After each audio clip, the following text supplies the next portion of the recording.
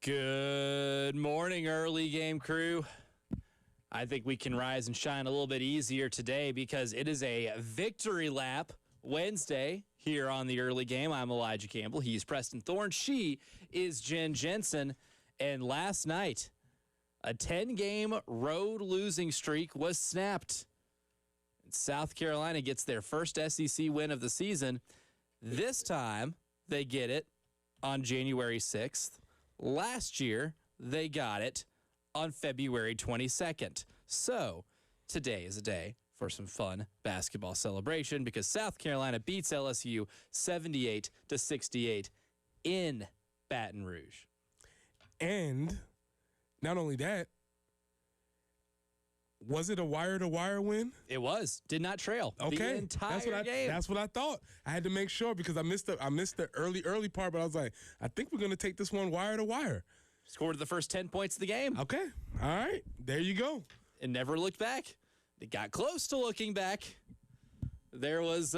What's the first rule of getting chased? Don't look back. Don't look back. And it was close. I was like, I texted Elijah. I said, we're going to be okay, right?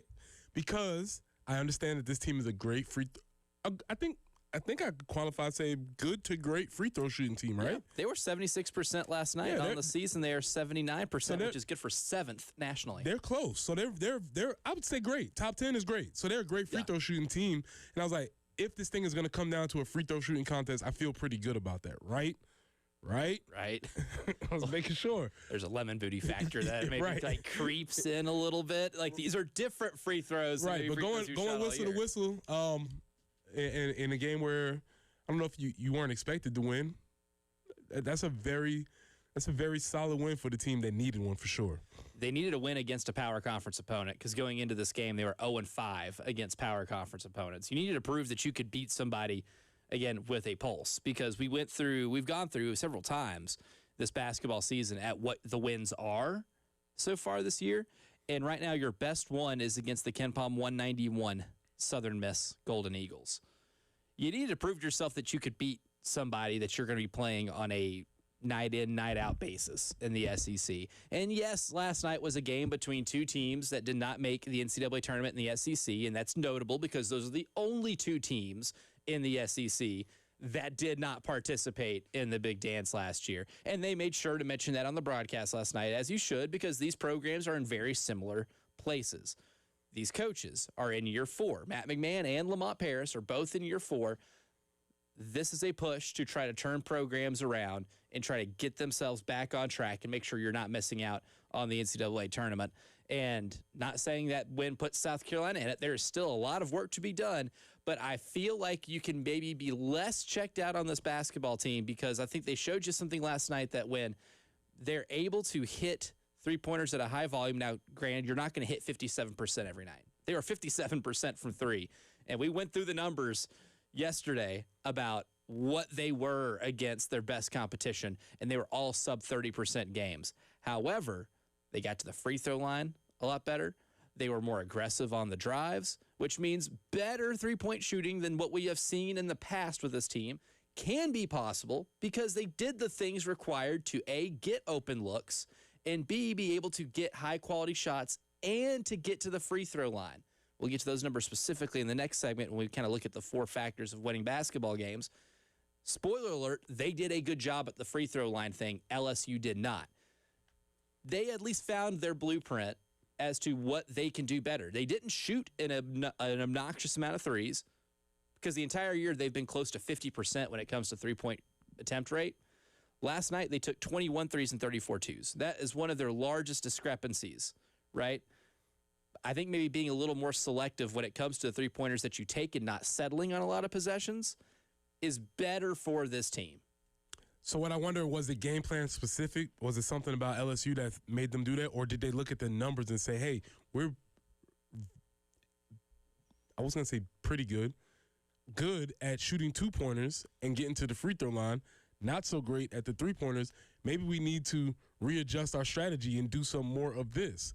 And it feels like they did that last night. They played a little bit more inside out, right? Got the ball in. Elijah Strong had a phenomenal game, career type of game. And it felt like that offense felt a lot more cohesive to what this team is not built, what this team is capable of doing. The ultimate irony of this is last night was their worst 2-point percentage shooting game of the season, but they were aggressive, right? And they forced LSU to have to rotate a little bit. I would contest to say the reason that you were so efficient from three is because you shot more horse shots, right? Shots where you're wide open. You know why? Because I think they just put the ball on the floor a lot better. I think there was definitely, I think if we were talking about, you know, what the game plan might have been in terms of generating your offense, I think there was a lot of saying, hey, we didn't get anywhere as near as many paint touches as we needed to against Vanderbilt to get open shots. And against Vanderbilt, there was a lot of settling on possessions. And Lamont Paris said those exact same words after that Vanderbilt game, saying we settled on a lot of possessions, right? Instead of Vanderbilt's aggressive defense encouraging us to get to the free throw line, we got discouraged. LSU's not as aggressive in terms of sending your opponent to their opponent to the free throw line. However, they protect the rim about as well as anybody in the SEC. They do a really good job of making you shoot a poor 2-point percentage, blocking a lot of shots, making you shoot longer twos, right? I think they're top 10 in the country in terms of their opponent's average 2-point distance. They make you have to shoot longer jump shots that aren't three-pointers. South Carolina took those, and they made those. To their credit, they made a lot of the mid-range shots they took, especially in the first half of the game, and they built up such offensive, such an offensive lead that they were able to have some defensive lapses in the second half and still be able to win. Yeah, you know, this goes back to my theory. When I'm watching football, I always kind of make the conversation and saying, like, a lead is one thing, but the game is going to be played to a certain score anyway. So whether or not you score those points early and the other team doesn't score them early, it kind of doesn't matter. No. And so you can look at it like, oh, man, they were up, what was it, 43-15? 43-15 with a little over 4 minutes left in the first half. That's great. That's awesome. And if you're just tuning in, you're like, whoa. But then you also realize, like, man, this game is going to be played.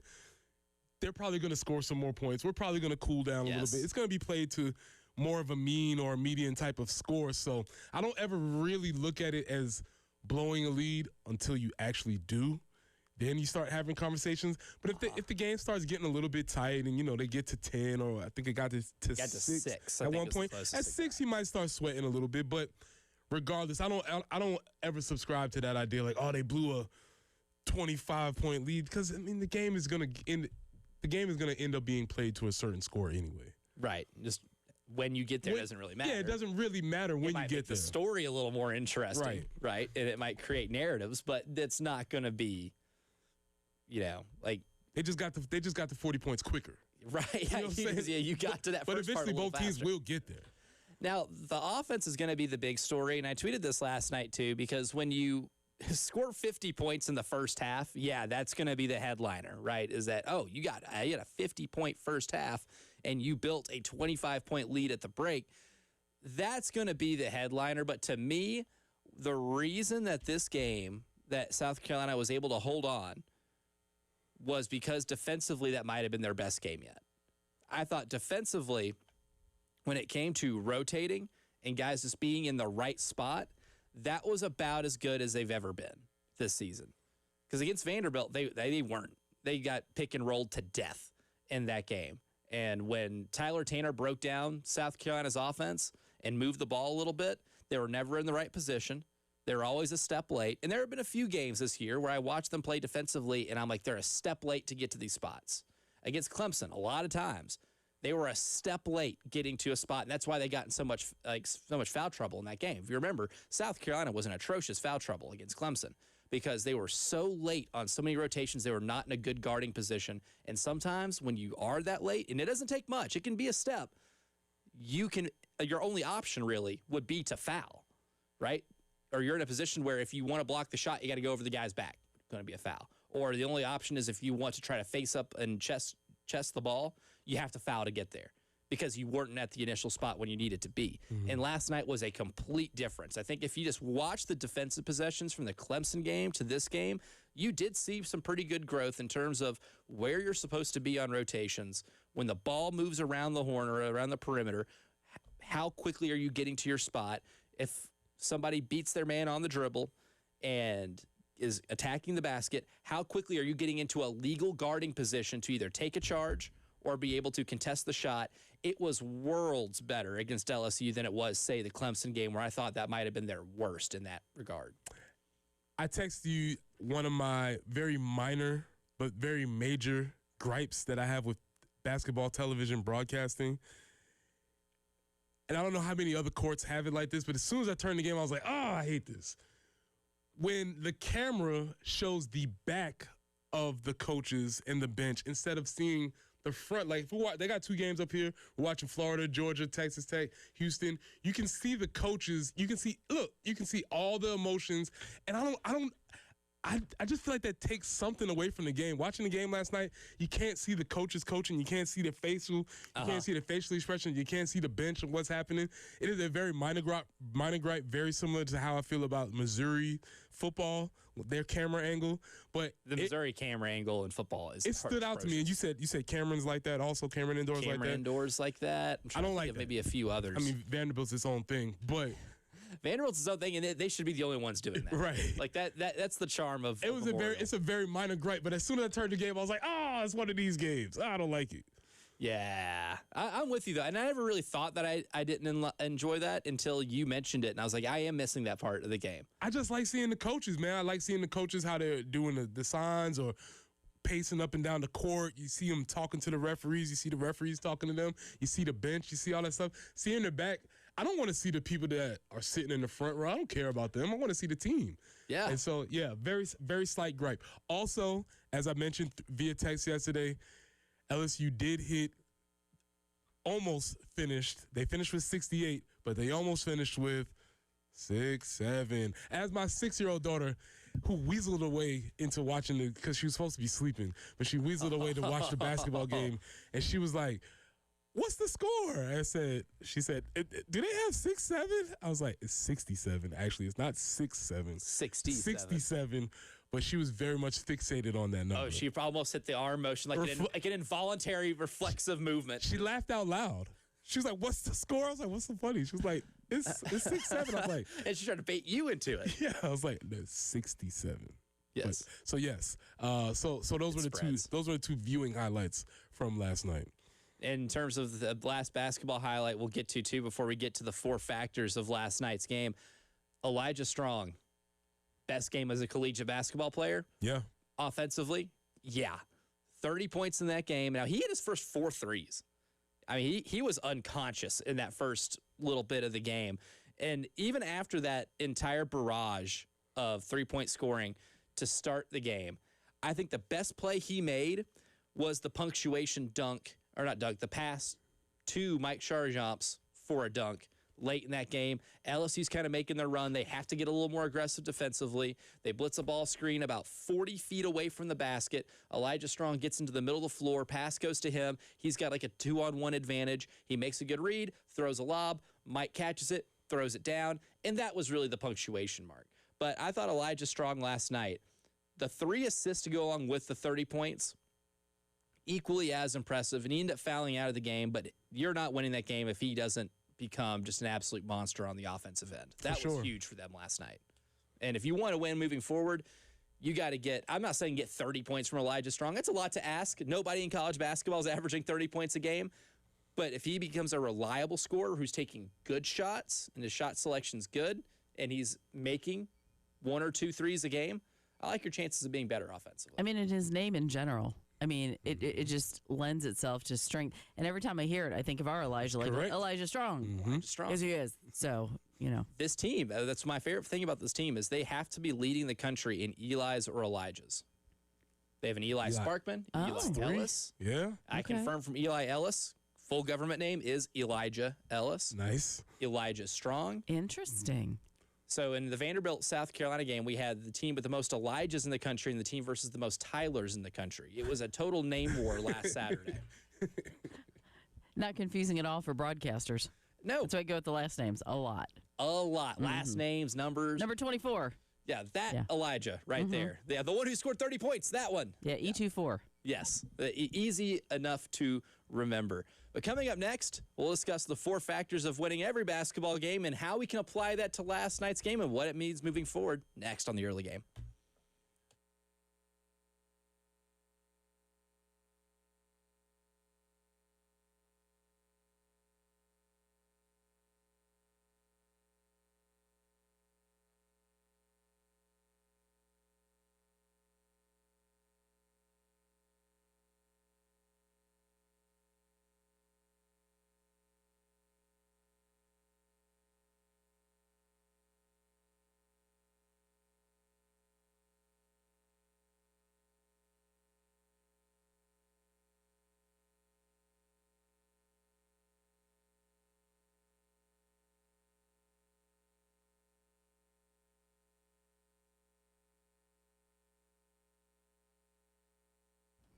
Hey, it's Jen for CHW Cabinetry in Lexington. This is a locally owned business, a women-owned business that does great things. They were so helpful to us, easy for me to say, when we had that flood in our kitchen, had a pipe that burst, and everything. We had to gut the entire kitchen. It was a mess. It was stressful, and they made it a lot better. Helped us figure out exactly what it was that we needed.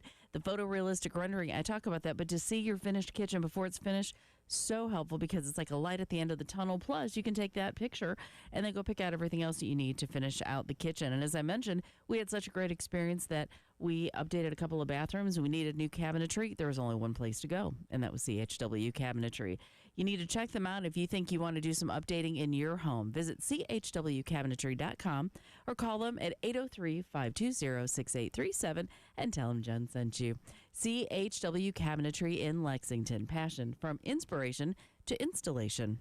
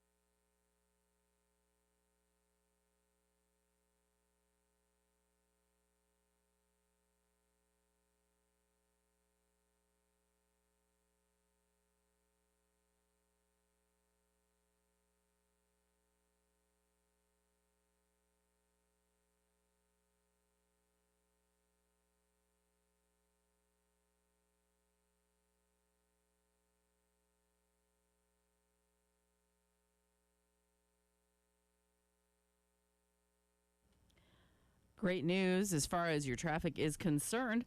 Things seem to be moving fairly well early this morning. We don't have any significant slowdowns, no fog like we had yesterday, which certainly caused some issues.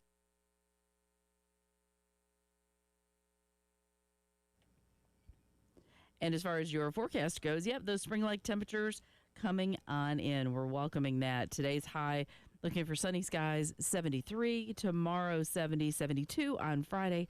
Saturday might see some evening showers, but the daytime high of 76. Then it'll drop down a little more normal and into the 50s. So we're going to enjoy this week while we can. And right now it's 54 on 107.5 The Game.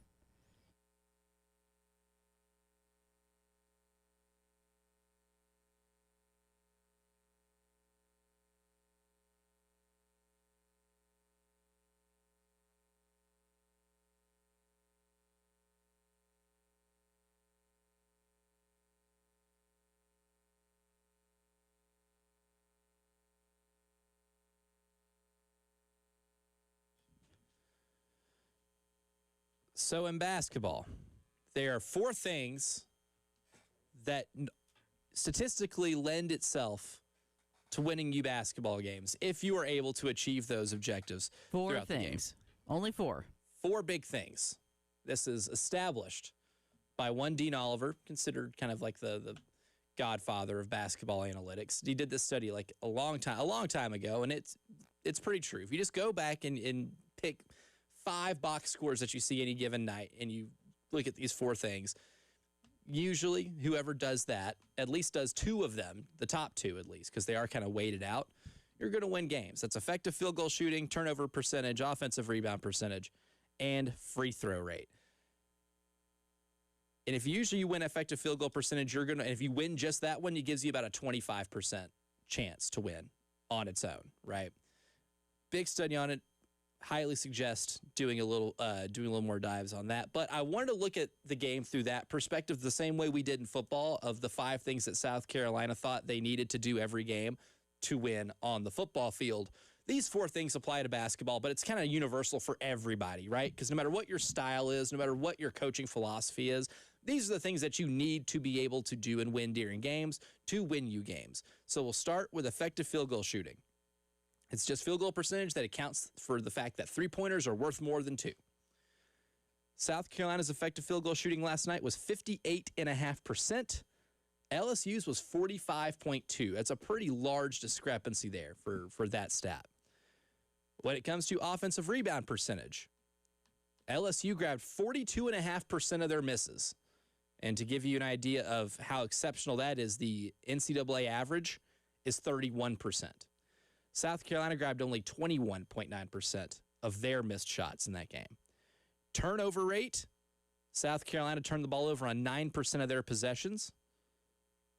LSU turned it over on 21.9% of their possessions. Can't do it. Can't win with them. Can't do it. Don't need to know a lot about basketball to understand that. Turning it over more than 1 out of every 5 possessions is not a good method of winning, especially when your effective field goal shooting is under 50%. And to give you an idea of effective field goal shooting, the NCAA average is 51%. So they were below average shooting, well above average in turnover percentage, because the average team in college basketball turns the ball over 17% of the time, which still feels like a really high number. Mm-hmm. And then free throw rate. So South Carolina was shooting .396 free throws for every field goal attempt. LSU was .225 free throws for every field goal attempt. And obviously you want that to be higher, right? Yep, you want that to be higher. Both teams probably would have. Well, I mean, South Carolina for the season is about .378, and they were .396 last night. So they were getting to the line better than average, than they normally do. The NCAA average on that is .357. And LSU didn't, again, of course, at .225, did not get to the free throw line a lot last night. LSU normally does a really good job. There's usually at .438, which is top 35 in the country. And you kept them off the free throw line. So when we look at that, South Carolina won 3 of the 4, which lends itself to winning a game about 90% of the time. The only thing that could have gotten them was offensive rebounds. Offensive rebounding was tough, and I think that's one of the reasons why LSU came back a little bit. They made a little bit of a run, is because they were creating a lot of second chance opportunities. But other than that, in terms of efficiency of your offense, South Carolina way more efficient. In terms of winning the turnover battle and taking care of the ball, South Carolina won that by a mile. And then in terms of getting to the free throw line, South Carolina did that very effectively last night, better than they normally do on a game-to-game basis, and they held LSU to a small, lower free throw shooting night. Jen, I want to go to clip 4 here because we had a texter text in and say that though the lead was 43-15, and though they were up 15 points, and though they were up 10 points, there were still some flashbacks of maybe some games from the previous sports season where things were happening, and I can't blame anybody if you were starting to feel like that. So here's Lamont talking about not letting the lead slip away. They did. They did a good job of that. I told Nietzsche as we came out of the timeout, or out of the halftime, and we're about to start, I said, hey, they're going to definitely have at least one run. I said one, actually. I said, they're going to have one run, and when it happens, just calm your guys down, get them. And the problem was they had 3 runs, and 3 pretty good runs.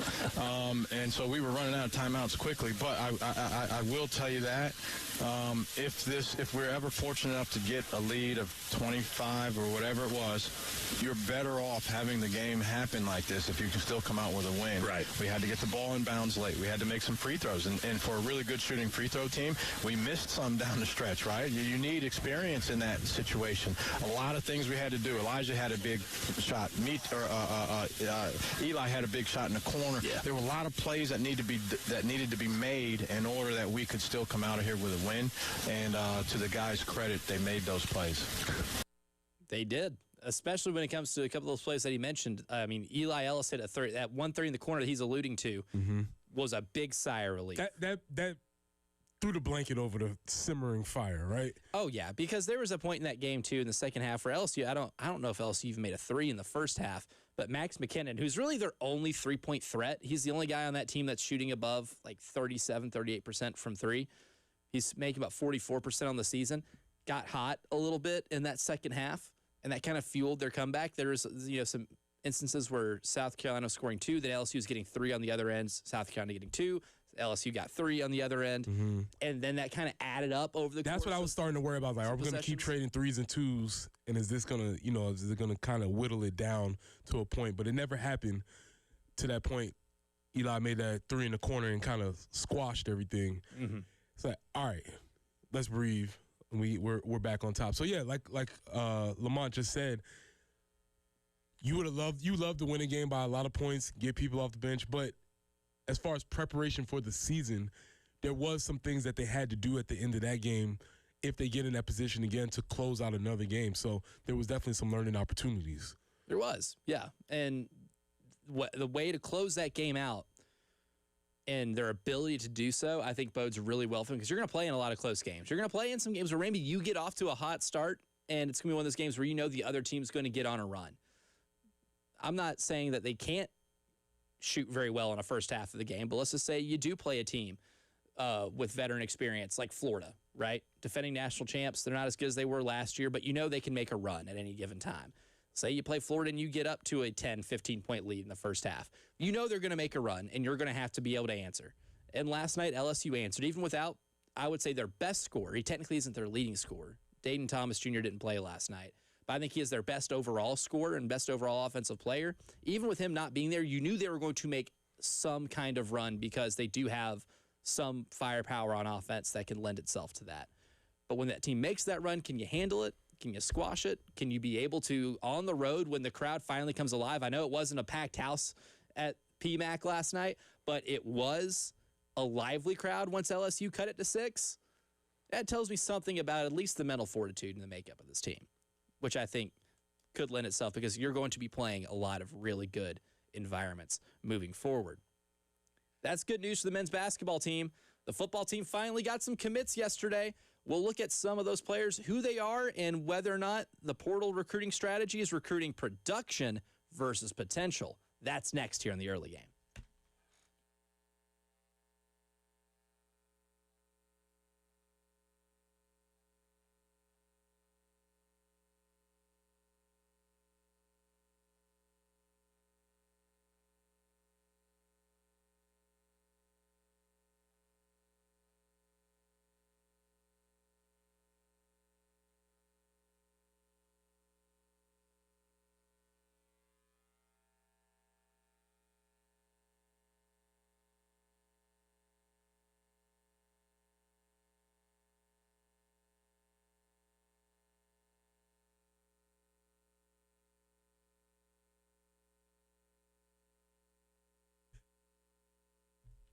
Press here from Absolute Glass, the premier glass company of the Midlands, offering auto, home, and business glass repair.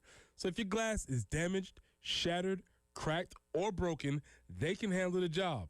If it's a cracked windshield, that's no problem. They'll come out to your location and they'll replace it for you, usually for free, and they'll work directly with the insurance to take away the headache. That's right. They'll come out to wherever you are, school, homework, it does not matter. Absolute Glass will come out to you, take care of the job for you, and take it away for you. Now, if you're at home, you're looking to increase the value of your home, Absolute Glass can help with that too. Windows, mirrors, shower enclosures. I say it all the time. If you can see through it, Ray and Marianne at Absolute Glass can do it. So check them out online at AbsoluteGlassInc.com. That's online at AbsoluteGlassInc.com.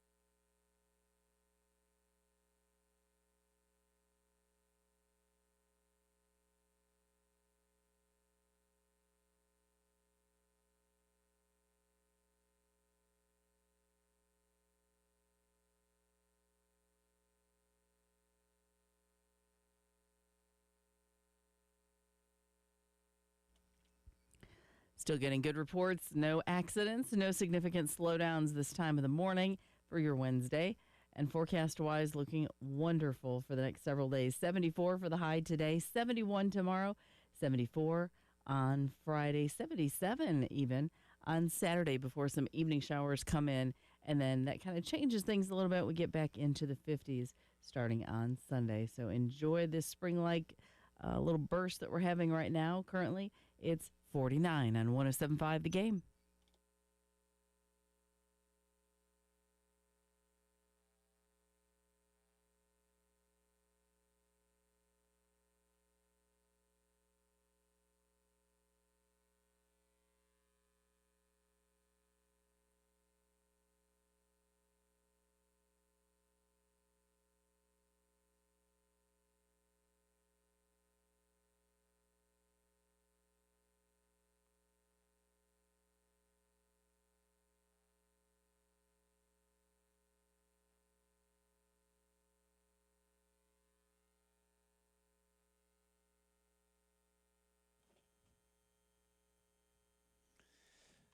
there might have been a little concern yesterday or before yesterday with a lot of commitments flying around from the transfer portal because the portal's been open for a little bit now.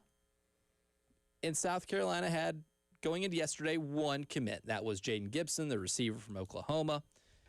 But there's a lot of spots on the offensive line to fill because Shed Surratt's coming back. You like Darius Gray. You'll like anybody who's the number one interior offensive line recruit in the country. At the same time, he is a freshman. You can't just play those two dudes. You got to fill it out a little bit. And going into yesterday, you didn't have any portal offensive linemen yet. Yesterday, they added 2. And this made Preston, I think, about an overall transfer portal recruiting philosophy, right? Do you portal recruit for potential or production? And I don't think there really is a surefire way to guarantee what your success is. One, I think, has a higher level of risk than the other. I think transfer portal recruiting for potential is a little riskier. Not saying it can't help, because sometimes some dudes just need a new change of scenery to be able to kind of tap into that potential, or maybe a different set of eyeballs as a coach to be able to see what they're doing and maybe correct a few small things here and there. And then maybe they can start playing to what they were supposed to be whenever they were highly touted high school recruits, right? I think Gabriel Brownlow-Dindy is a good example of that. Didn't get on the field a ton at Texas A&M, was a 5-star recruit, came here, and immediately, I think the fact that he got to have an offseason with Travian Robertson helped his development to where he became a vital player for this Gamecock football team last year. That's one example. Vandrevis Jacobs, another, right?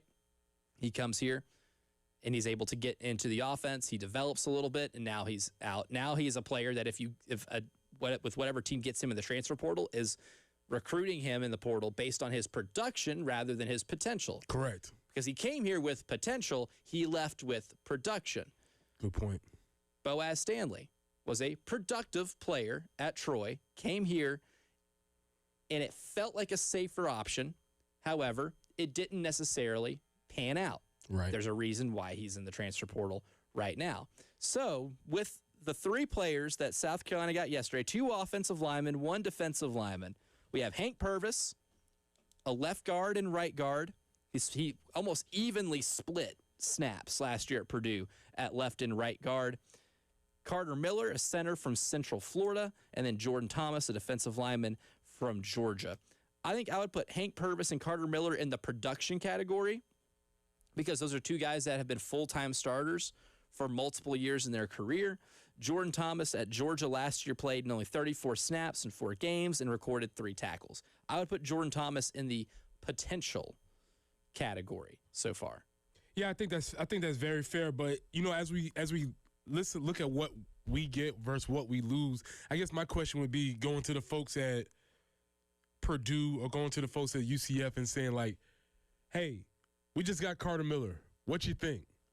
Because Nebraska just got Tree Babalade, and I'd be like, "Cool, potential still." And how long does potential last before it's a wasted potential or wasted? Yeah. So yeah, you see this idea. You see what production means. I'm not sure where I would fall. I guess each individual case might mean something. I think for me overall, though, when I'm looking at the transfer portal, I don't need to see the height weights anymore. I think we don't need to do that anymore. So the idea of Hank Purvis being 6'5", 360 does not amuse you. Great. Awesome. He was already playing. He was already in the club. He's already in Division I football. He's in FCS football. Cool. I don't need to know anything else about him because it feels like they're saying, Jordan Thomas, he's 6'5", 315. Awesome. But what is he going to do with that? And they're going to develop him here anyway, so they're going to change. Their height isn't going to change, but other than that. Yeah, and I almost feel like the earlier that they mention the measurables, less production. Okay, running theory here that if they jump to the height measurables, if we get straight to 6'5", 315, but he had 2 tackles, I got questions. Yeah, and so I'm wondering. It's just interesting to see how the players are sold to the fan bases because I read what they said about Tree Babalata yesterday in Nebraska. And you know what it said? It said he only gave up 2 sacks. And that's technically might be true. It helped that quarterback that he had back there ran for his life on a lot of those. That's why I don't care as much about the sacks you give up. How many pressures and hurries did you give up? That's more my thing. But if you're reading that, you're like, man, he came from the SEC. He only gave up 2 sacks. Might be the guy. You know what I'm saying? He's big. Big. And so I'm really interested to see how this plays out. I guess maybe for me it's more for everybody is wait and see how they develop. You have to trust the evaluation process. You assume that Coach Clemens has seen something that in these guys that he feels that can be adaptable for their offense. But you know, we'll see how this ends up. We'll see how this ends up working out. But they have to have people to fill these spots, and that's kind of the situation they're still in. They lost 6. You got 2 back. That math's volume not too. Yeah, that math's not mathing. You need quality and quantity here. Yeah, this is one of those things you kind of need both when it comes to your offensive line. When it comes to Hank Purvis too, there's one thing that I am intrigued by, because you asked the question earlier, what would the fan base think if you asked a Purdue fan, hey, we got Hank Purvis from you guys, what do you think? I'll use some context clues to say that I know Barry Odom's probably disappointed he left, because Hank Purvis, before playing at Purdue last year, was at UNLV the year before with Barry Odom. Okay. So Barry Odom brought him from UNLV to Purdue. So he at least trusted him enough to kind of be the middle part of his offensive line for his new Big Ten coaching job, right? I mean, when you take a job from the Mountain West to something like the Big Ten, right, and you move up a level as a coach, you're only going to bring players that you trust, that you believe are good enough to be able to play at that level. And I think it says something about Barry Odom bringing, Hank Purvis with him from UNLV to Purdue. Okay, counterpoint. Carter Miller played with Kurt Signetti at JMU. He did not go to Indiana. He did not go to Indiana. He went to Louisiana Monroe. And then Central Florida. He's like, Coach, what's up? He's like, hey, man, what's going on, man? How you doing? All right, good to hear from you. You know what I'm saying? So, I mean, he didn't have a spot for him there. Also, Carter Miller, U-Haul All-American. I think we can put him in the U-Haul All-American category. JMU, Louisiana Monroe, UCF, South Carolina. This will be school 4 and 5 years. I don't know what that means. It's a new era. My first instinct is, I don't know about that, but it's a new era, so I'm going to reserve. Got a lot of merchandise from a lot of places. It does. That's the best part. Whenever you do. I wonder if he has like an eBay shop. Hey, I got all this stuff, If times ever get hard, he's got a money-making opportunity he could sell, some pretty nice college merch. I would think so. So the overall question is production versus potential. If you had to make a decision, where would you lean? Production, because I feel like it is a higher or a less risk strategy, right? There is maybe a higher hit rate on the guys that are incredibly productive at another level, right? Because you were able to figure something out. You showed on tape you were a good football player. Yeah, I keep bringing him up, but I think he's the perfect thing. It's Torricelli. Yeah, right. He was hugely productive at those levels, and he continued to be productive. So that's probably the gold standard. Not saying that would happen again. That's probably the gold standard of what you want. Now, the transfer portal, you're not allowed to bring in players who have previously been drafted. Well, in college basketball, one team did bring a guy in who was previously drafted, and if they can do it, can South Carolina? We'll get silly with it coming up next year, the early game.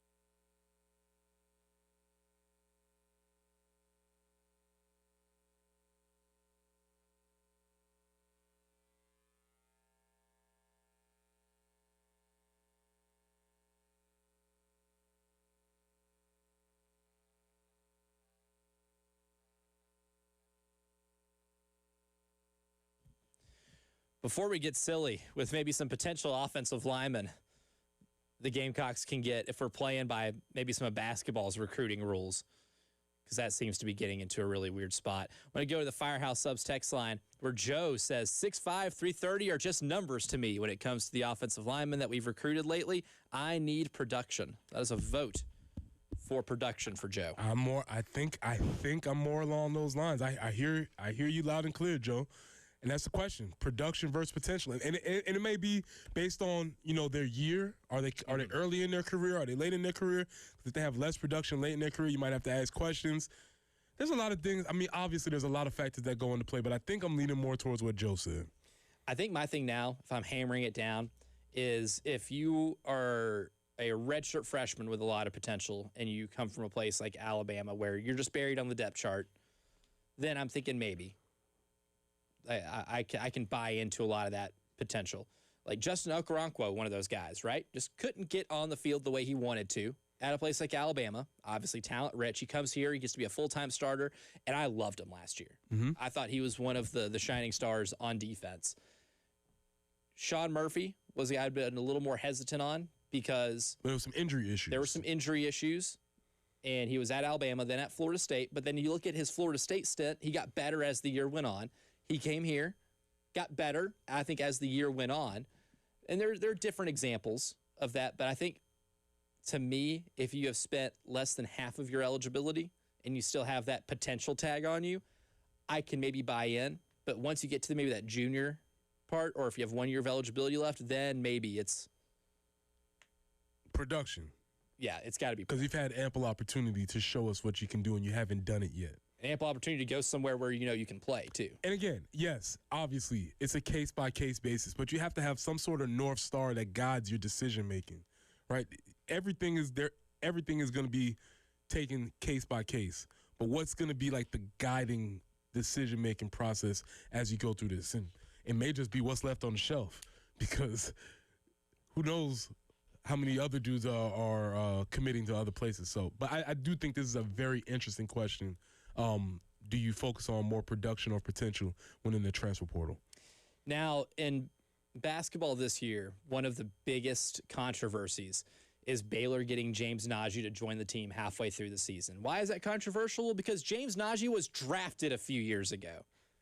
Drafted to play in the NBA. Well, here's the loophole, apparently, that Baylor was able to exploit to get this former NBA draftee on their college basketball squad. I'm putting my thinking cap on because I don't understand this. Drafted 31st, and I believe it was the New York Knicks that had his rights. He went back overseas to play, never signed his NBA contract, never appeared for a game. Therefore, the NCAA deemed that he was eligible to be able to play. And, well, they played their first game with him at TCU, and he got booed mercilessly every time he touched the ball, as he should everywhere he goes, right? Because this is getting silly, right? We already have a lot of dudes in college basketball, an influx of players who have played professionally overseas, right? Now we've gotten to the point where we're just getting really silly. But in football, I was really curious about this.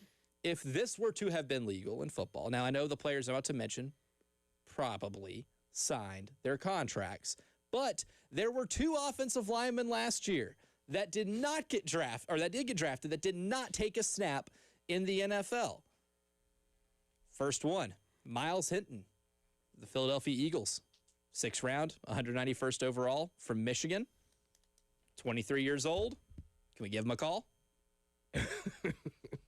And then lastly, there are only 2 offensive linemen. Now, I looked at all the players from last year's draft that did not take a snap, and there's a lot of quarterbacks, a lot of running backs, defensive linemen, corners, safeties, wide receivers, not a lot of offensive linemen. Yeah, because if you're offensive lineman, you get drafted, you're going to play. You playing, yeah. You're suiting up one way or another. But in the 7th round, 250th overall, the Green Bay Packers from Cincinnati took John Williams. No, not that John Williams. This is a different John Williams. John Williams is currently playing for the Green Bay Packers. He has yet to take a snap for the Packers. Can we give that John Williams a call? So, what's the fella's name in Baylor? James Najee. James Najee. Did he go back overseas and play in a professional league overseas? He did. Okay. But he has not played in an American professional league. Correct. And that is the basis for him being able to still be eligible. Yes, he has played at FC Barcelona. Okay. 2023 draft, he was taken by the Pistons, who then traded him to the Hornets. And then 2024, his rights were traded to the Knicks. That's where I got the Knicks from, along with Karl Anthony Towns as part of a 3-team trade. He was part of a 3-team trade that sent the best shooting center in the NBA to the New York Knicks, and he is now currently playing for Baylor. A butterfly flaps his wings in New York and ends up in Baylor. Eligibility. You never know. These things have ripple effects, man. You never know. But Shane, there are 2 offensive linemen in the NFL who've been drafted who haven't taken a snap yet. Maybe it's an avenue we can pursue. I don't know. How silly can we get? Well, we'll find out. Hour number 1 is in the books. Hour number 2 is coming up next. We'll continue our discussion about South Carolina and the transfer portal coming up.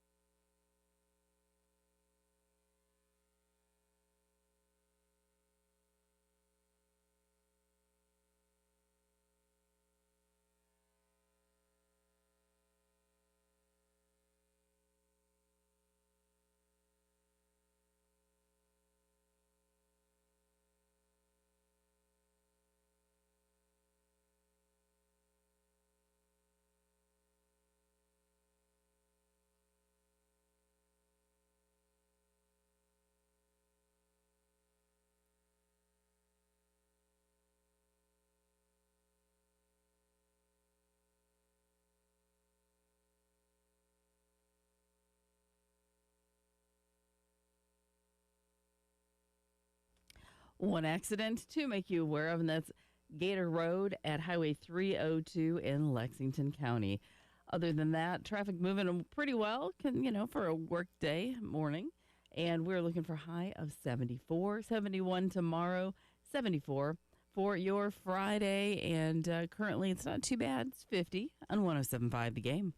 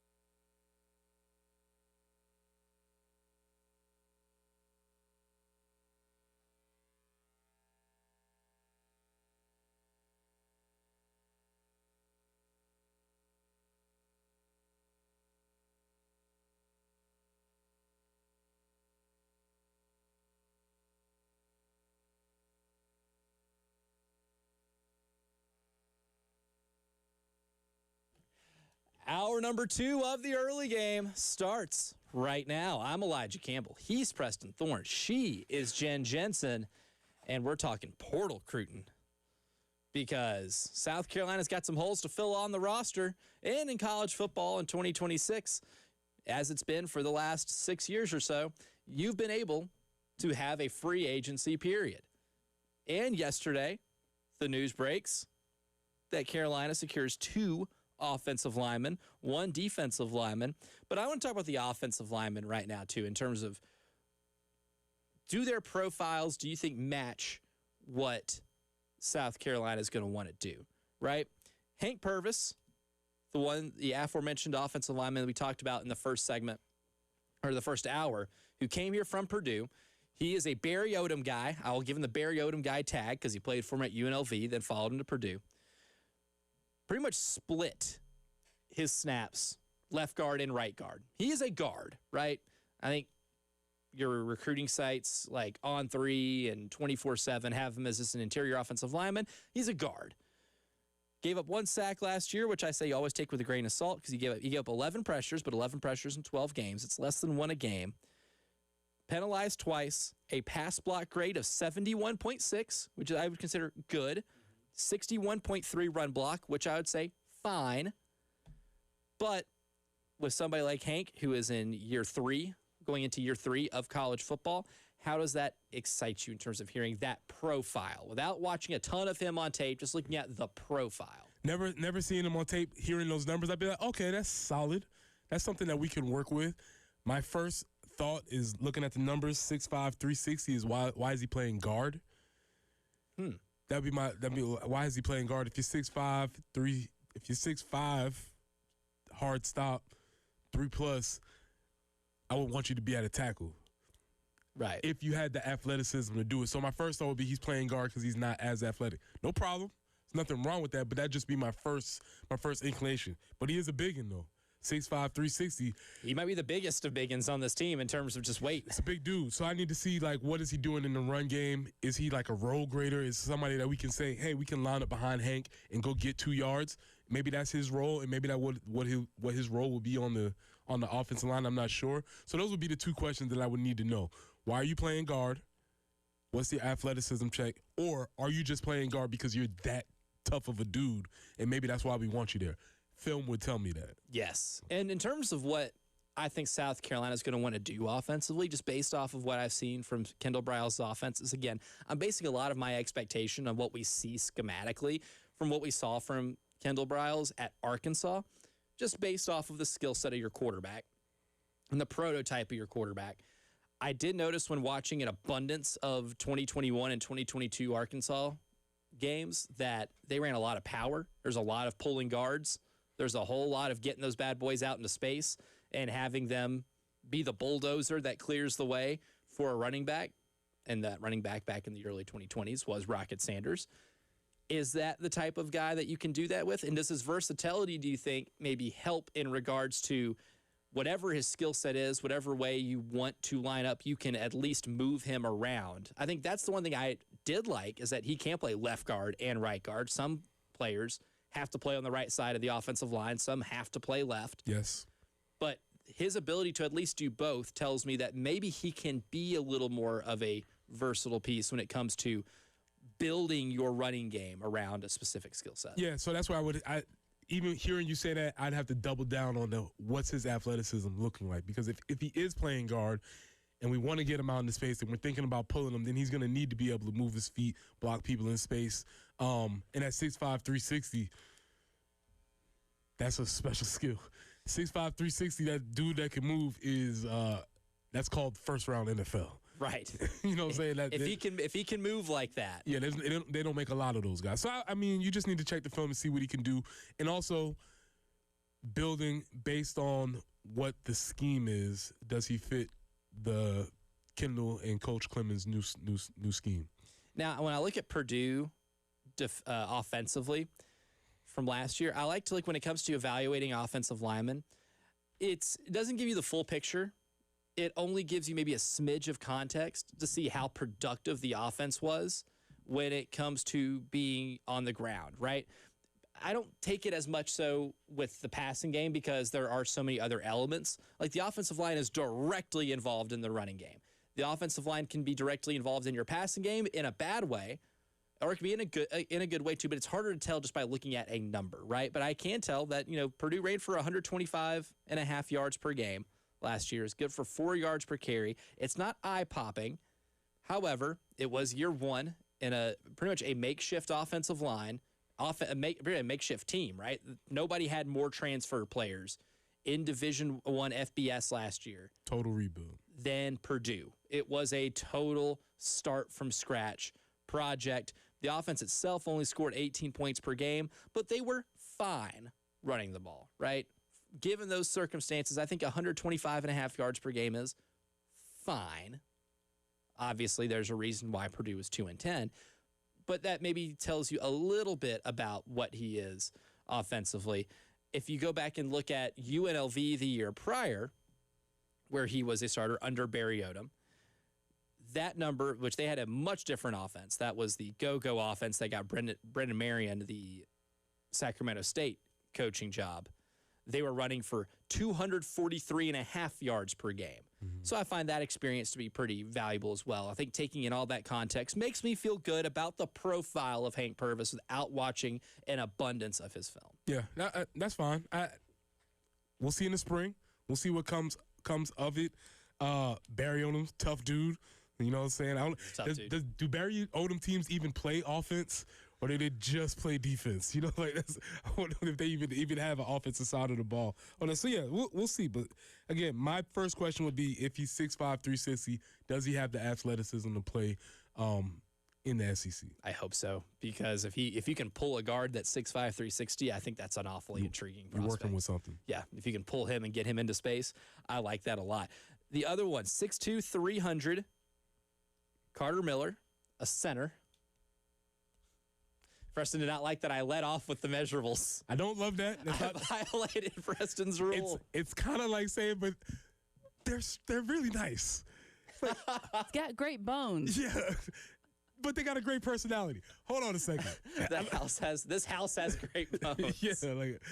Also, I'm gonna go on the record and say this, because I have also been 6'2", 300.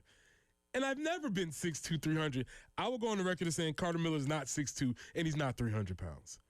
That would be my record. This is AAU basketball listing. Well, anytime you see somebody, a lineman that's up to 300, he may eat himself to 300, but he probably plays closer to like 280.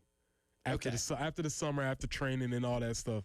They just make sure they see 300 on the scale. He might have gotten to 300 once, like after a bender at a all-you-can-eat buffet or something like that. But he's not carrying 300. The Andy Griffith episode where Barney needs to be a certain weight, and so they put a big, heavy chain around his neck, that you don't see.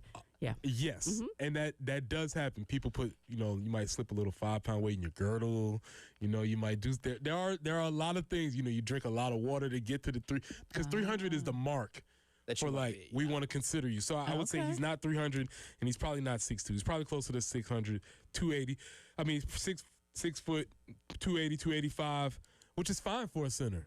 It doesn't really matter at that. Say, can he move? Is he smart? Can he direct the offense? So doesn't necessarily need that, because the center has so many other things that they're doing in the offense. So the measurables for a center are not necessarily as important. I do find it funny though. A lot of these weights are like perfectly rounded. There's no specific. No one's like 317, unless you really want to give them a couple pounds. Like, when I was playing high school basketball, we had our media day where we all got measured and we all got weighed out so we could put it on an official roster. All of my teammates had a rounded number, or at least an interval of 5. I, however, at this height, at 6'4", where I was incredibly skinny. I could not put on weight at all. They got my specific weight on there. The only one that is not an interval of 0 or 5, right? 143. String mean. Oh my gosh, 143.2. 143. They got so specific with me. Why just me? I don't know.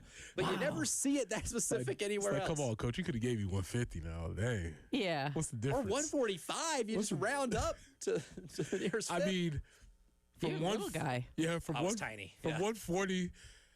I mean, I'm still not even paying attention till you get to 170. They could have gave you all the way to like 165, and I'll be like, yeah, he's still super skinny. Mm-hmm. He's still tall, man. I was tall, man. Because if you turn on the AC a little too hard, then I might be on the ground a lot in the game. What's your wingspan? Did they do that with you guys with basketball as much? Like with the wingspan? AAU, yeah, we got the Okay. wingspan thing because they wanted to give coaches and everybody as much information as humanly possible. I figured. about your makeup. So yeah, I mean, and that's a great point, Jen. So even to, when you think about measurables, that might be something you pay more attention to because even for speaking from my personal experience, I am 6 foot tall on the best of days. On my tall day, I'm 6 foot. Some people have good hair days, have good height days. So Good height days, some days I'm 6 foot tall, but my wingspan is like the person that will be like 6'3" ish. I have very long arms. Okay. And so that was the thing that helped me play at that level. Was because of wingspan. So there are different measurables that you could take into account for how the human body is amazing, right? So there's all different ways that people are built, and somebody that's 6 feet tall can look a little bit different than somebody else who's 6 feet tall because proportionality and all that type of stuff. So now my next objective here is to get the wingspan of these guys. It's got to be there somewhere. Somebody's got it somewhere. It should be available, and as much information as we have to get to make these investments is something that if they're going to the NFL, they would be trying to figure that out for sure. But if they're leading with that information, if they're leading with the wingspan, then again we're a little concerned. I love it. He's got long arms. I don't love it. He's not a T-Rex. He's got long arms. I don't love it. But in terms of the production of Carter Miller, we gave the measurables, 6'2", 300. Was not credited with giving up a sack last year as the center at Central Florida. He did give up 13 hurries and 16 pressures. He did have 6 penalties. His pass block grade is 65.5, which is fine. Run block grade of 61.3, which again, fine. I think if you get below 60, then I'm kind of like, But that's the number of production.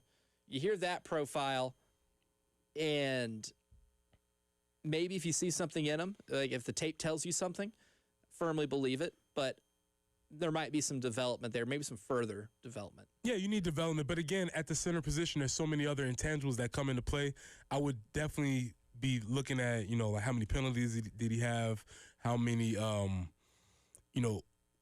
many missed assignments did he have? That's something that you wouldn't get from PFF, but you might be able to talk to his coaches and be able to find out, what's his missed assignment rates or all those types of things. Can he command the offense? Can he identify defenses? Can he do all those things? Because those are probably a little bit more important than the physicality for a center. Yeah, and in terms of what the running game production was for Central Florida last year, they did rush for about 5 yards a carry, 158 yards per game. Solid. I would take that. That's pretty solid. And, of course, as the center, you have a lot to do with a lot of the production of the ground game. And I don't think they had a running back that was just leaps and bounds better than anybody on the field that is NFL caliber that might be able to say that was a, offensive line proof running back. I think the offensive line had to have a lot to do with what their production was. And the one thing, my favorite part about Carter Miller is that he was the center on a unit that did have an offense that rushed for 158 a game. That's something I can accept pretty well. So that's what we got coming in.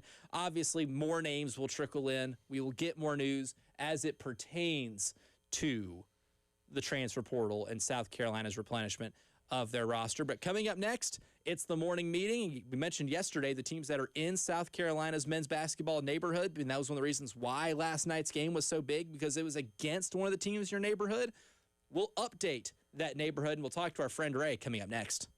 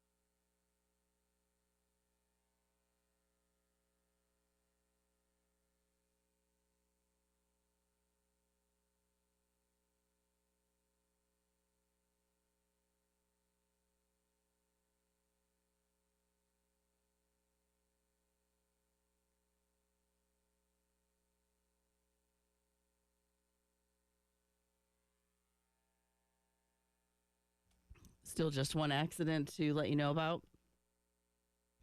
Gator Road at Highway 302. 74 with some clouds today. It's going to be cloudy actually the next few days, but still getting those more spring-like temperatures. 71 tomorrow, 74 on Friday, 77 for your Saturday before some evening showers roll in and bring in a little cooler weather. But we'll welcome this for the week. 49 right now on 107.5 The Game.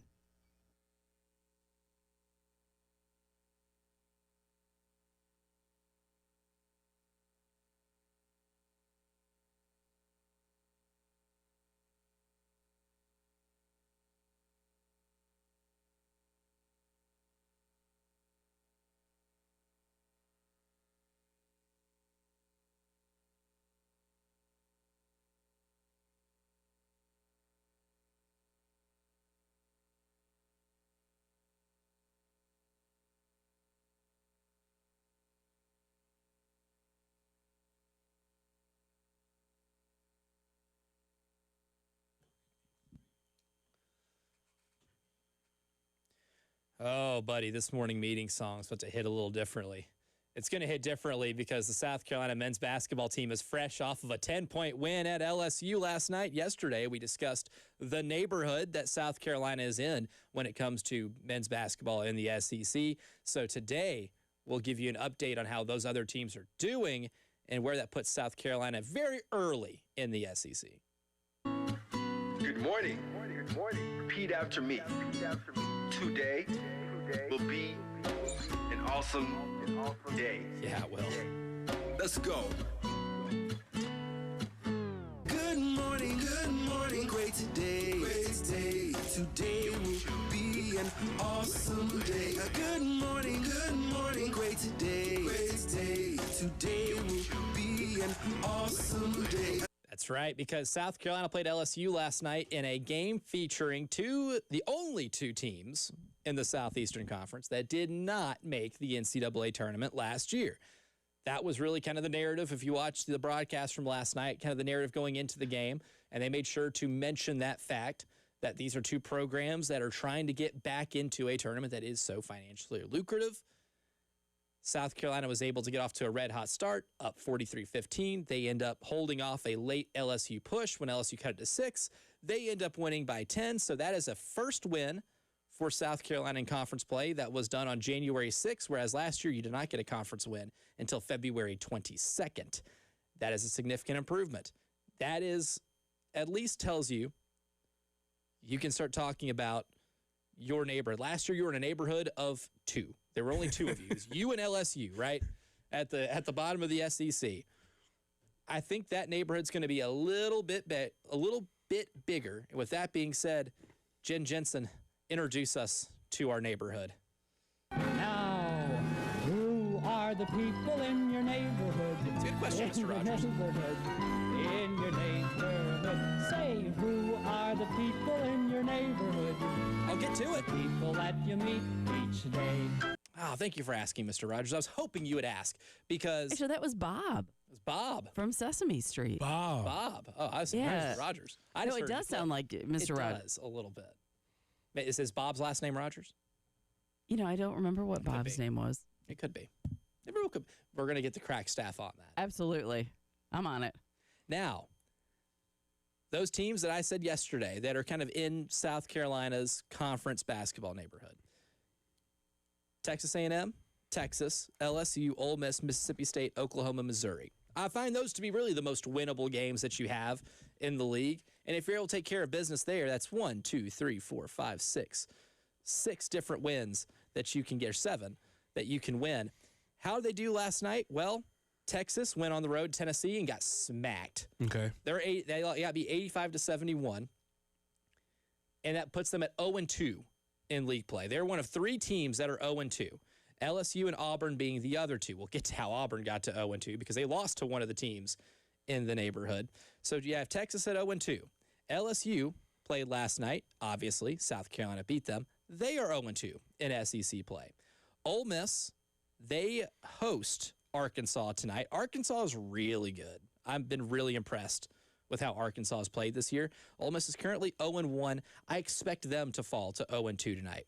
Mississippi State, because of Josh Hubbard scoring 38 points on 31 shots from the field against Texas on Saturday night, helped pull off an overtime road win in Austin. They're currently 1-0, but they host Oklahoma tonight. I'm not a big believer in either of those teams. Oklahoma beat Ole Miss earlier, or this past weekend, so they're sitting at 1-0. So one of those teams will be 2-0, one will be 1-1. Missouri, who hosted defending champion Florida's taking a step back a little bit. They did beat Florida, so they are 1-0, but they're at Kentucky tonight. I don't know if they go on the road to win at Rupp, but if Missouri does, then it looks like Missouri might be getting a U-Haul truck themselves to move out of this neighborhood. So if Missouri's moving out, could Auburn be moving in? Yeah, and not just moving in, getting evicted from their neighborhood. That's what I'm saying. They're in trouble. That's what I'm saying, because Auburn, to complete the analogy, Auburn lived in a neighborhood. The house was passed down to them, but they don't know how to take care of this house. No. They don't understand that there's upkeep that needs to be had. There's maintenance and all this stuff. They've just been living in this house. And all of a sudden they're Mortgage like, a little higher than I got to pay the bills? There's bills? What? And I wonder how that's going to figure out what's happening with Auburn, obviously, with the job being bequeathed to his son at the last minute, which I do heartily disagree with. Yeah. And I do not wish anything good for the program because they were able to do that. So, yeah, they lost last night in stunning fashion. Well, buddy, I got good news for you. Because Texas A&M also in the neighborhood. A&M, I'm not going to move out of it just yet. I need to see more of a sample size. Because I figured they did lose their best player at the beginning of the year to injury. Mackenzie Mbaka was their big transfer portal get. But they run a very specific style. They press. They shoot a ton of threes. It's Bucky ball. Bucky McMillan, who is the former coach at Samford. It's a very fast-paced, up-tempo style. They'll give a lot of teams trouble just because of their style. But they played at Auburn last night. They were up 90-88 with 0.6 of a second left. Auburn inbounds the ball to Keyshawn Murphy, just a smidge past half court. Murphy throws up a prayer, and it goes in. But then they review it, and they overturn it. And that review is about as close as it could possibly get. I don't know if I have seen a closer video review as to whether or not a player got the shot off. Depending on the angle, one angle, if you look from behind the shooter, behind Murphy, it looks like he might have gotten it off. But then when you look at another angle, you see the backboard lit up, and it looks like he's maybe got a couple of fingertips still on the ball. Game of inches. Game of inches. And it did not fall in Auburn's favor. And Auburn falls to 0-2. Texas A&M is at 2-0. So in terms of teams that have a legitimate chance at moving out of the neighborhood, if Missouri beats Kentucky tonight, which I'm not taking out of the realm of possibility, Kentucky's kind of been all over the place this year. There's a lot of inconsistency with them. Them and Missouri and Texas A&M could be those teams that may be inching out a little bit. Before we get out of here, we'll get to our pal Ray on the AAA Heating and Air phone lines. Good morning, Ray. Welcome back to the early game. Good morning. Good morning. I think Coach Pierce is having an awesome day, you know. He is. I'll tell you, watching the game last night, I'll tell you, if Michi and Strong can shoot 40% from the three-point line and we can get some play, I think we're going to win our share of games. Mongolian Mike, I really love his game, guys, but I wish he would be a little less unselfish. I know he can take that basket and drive to the rim. Man, I always see more of that. But I was thinking about Mongolian Mike. You know, he's got a lot to live up to. You know, his old man was a globetrotter. That's right. I mean, so he's got game just in the DNA alone. You know, we know he can play. So I'd like to see him be a little bit on offense, be a little more selfish. I know that's a bad word to say in sports, but sometimes in basketball you got to be that way. But yeah, I really like what I saw last night. I know I'm like a lot of Gamecock fans. When we had that 25-point lead at halftime, I'm like, Coach Pierce, don't go to those few Gamecock fans and try to fire them up. Don't talk to the announcer that we got this game in the bag. Don't do that. It don't work for us, you know. But Coach Pierce is way too wise. And, you know, basketball is a game of runs anyway. So really enjoyed the game. Thought our defense was a little better.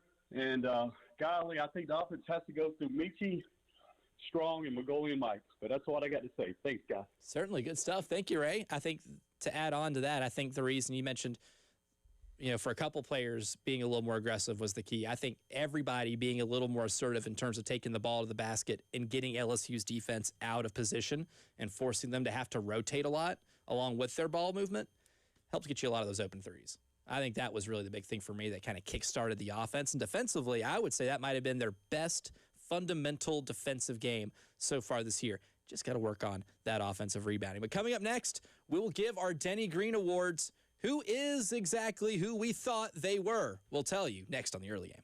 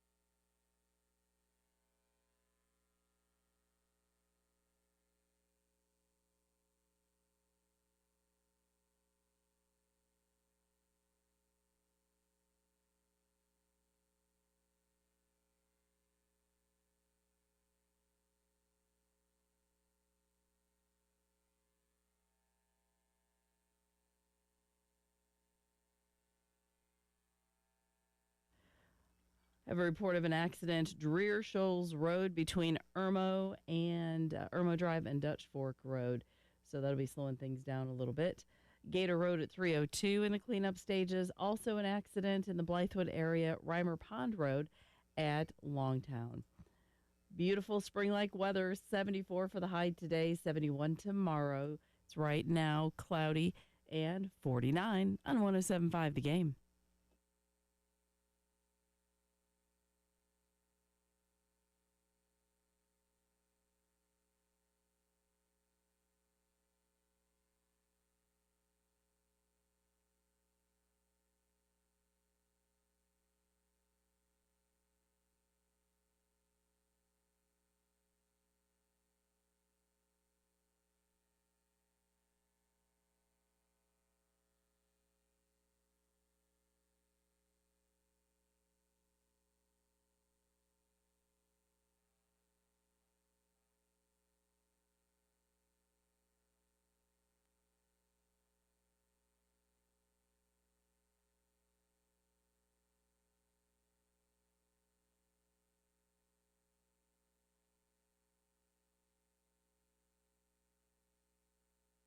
Before we get to handing out our Denny Green Awards, we did get a really good text on the Firehouse Subs text line.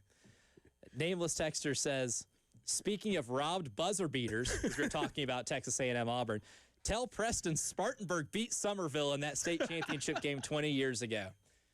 I had to jog my memory of the events that happened, and I still might have it all the way correct, but it was something along the lines of Spartanburg had a buzzer beater taking off the clock, taking off the scoreboard. And, you know, the great technology that existed in 2000 and 2006. 2006, you know, we looked at the buzzer beater and it did work. But that was a great Somerville team. Shout out to AJ Green, Coach Mulkey, rest in peace. He was part of that amazing team that went on to win that state championship. But great pull, sir, or ma'am, whoever pulled that one. Whoever pulled that, absolutely, because yes. That's one of those things, when you're describing it to me, if I were to have hit a buzzer beater from beyond half court or however far it was crazy. And when you pulled the memory, I'm trying to jog, like, that's how that happened. Yeah, it was pretty wild. And I have that euphoria of hitting that shot only for it to be taken away. I don't think I would ever forget. I would never forget that. No. Ever. You wake up every morning in the cold sweat. What was it? Was it 1976, that gold medal game between America and the Soviet Union, that the Soviets got 3 attempts at a buzzer-beating play, and they finally got it on attempt number 3, and those Team USA players never accepted. They left the silver medals in Seoul, South Korea. I mean, because the Olympics have always been a straight-up fair and square competition, right? Yes, yeah. Yeah, the Olympics have always been straight about the rules. There's never been any corruption in the Olympics. No. The IOC is known for keeping it straight and narrow. They've never had any type of controversy. But I think it's now time to give our Denny Green Awards, R.I.P., the late, great Dennis Green. For sure. For they are who we thought they were.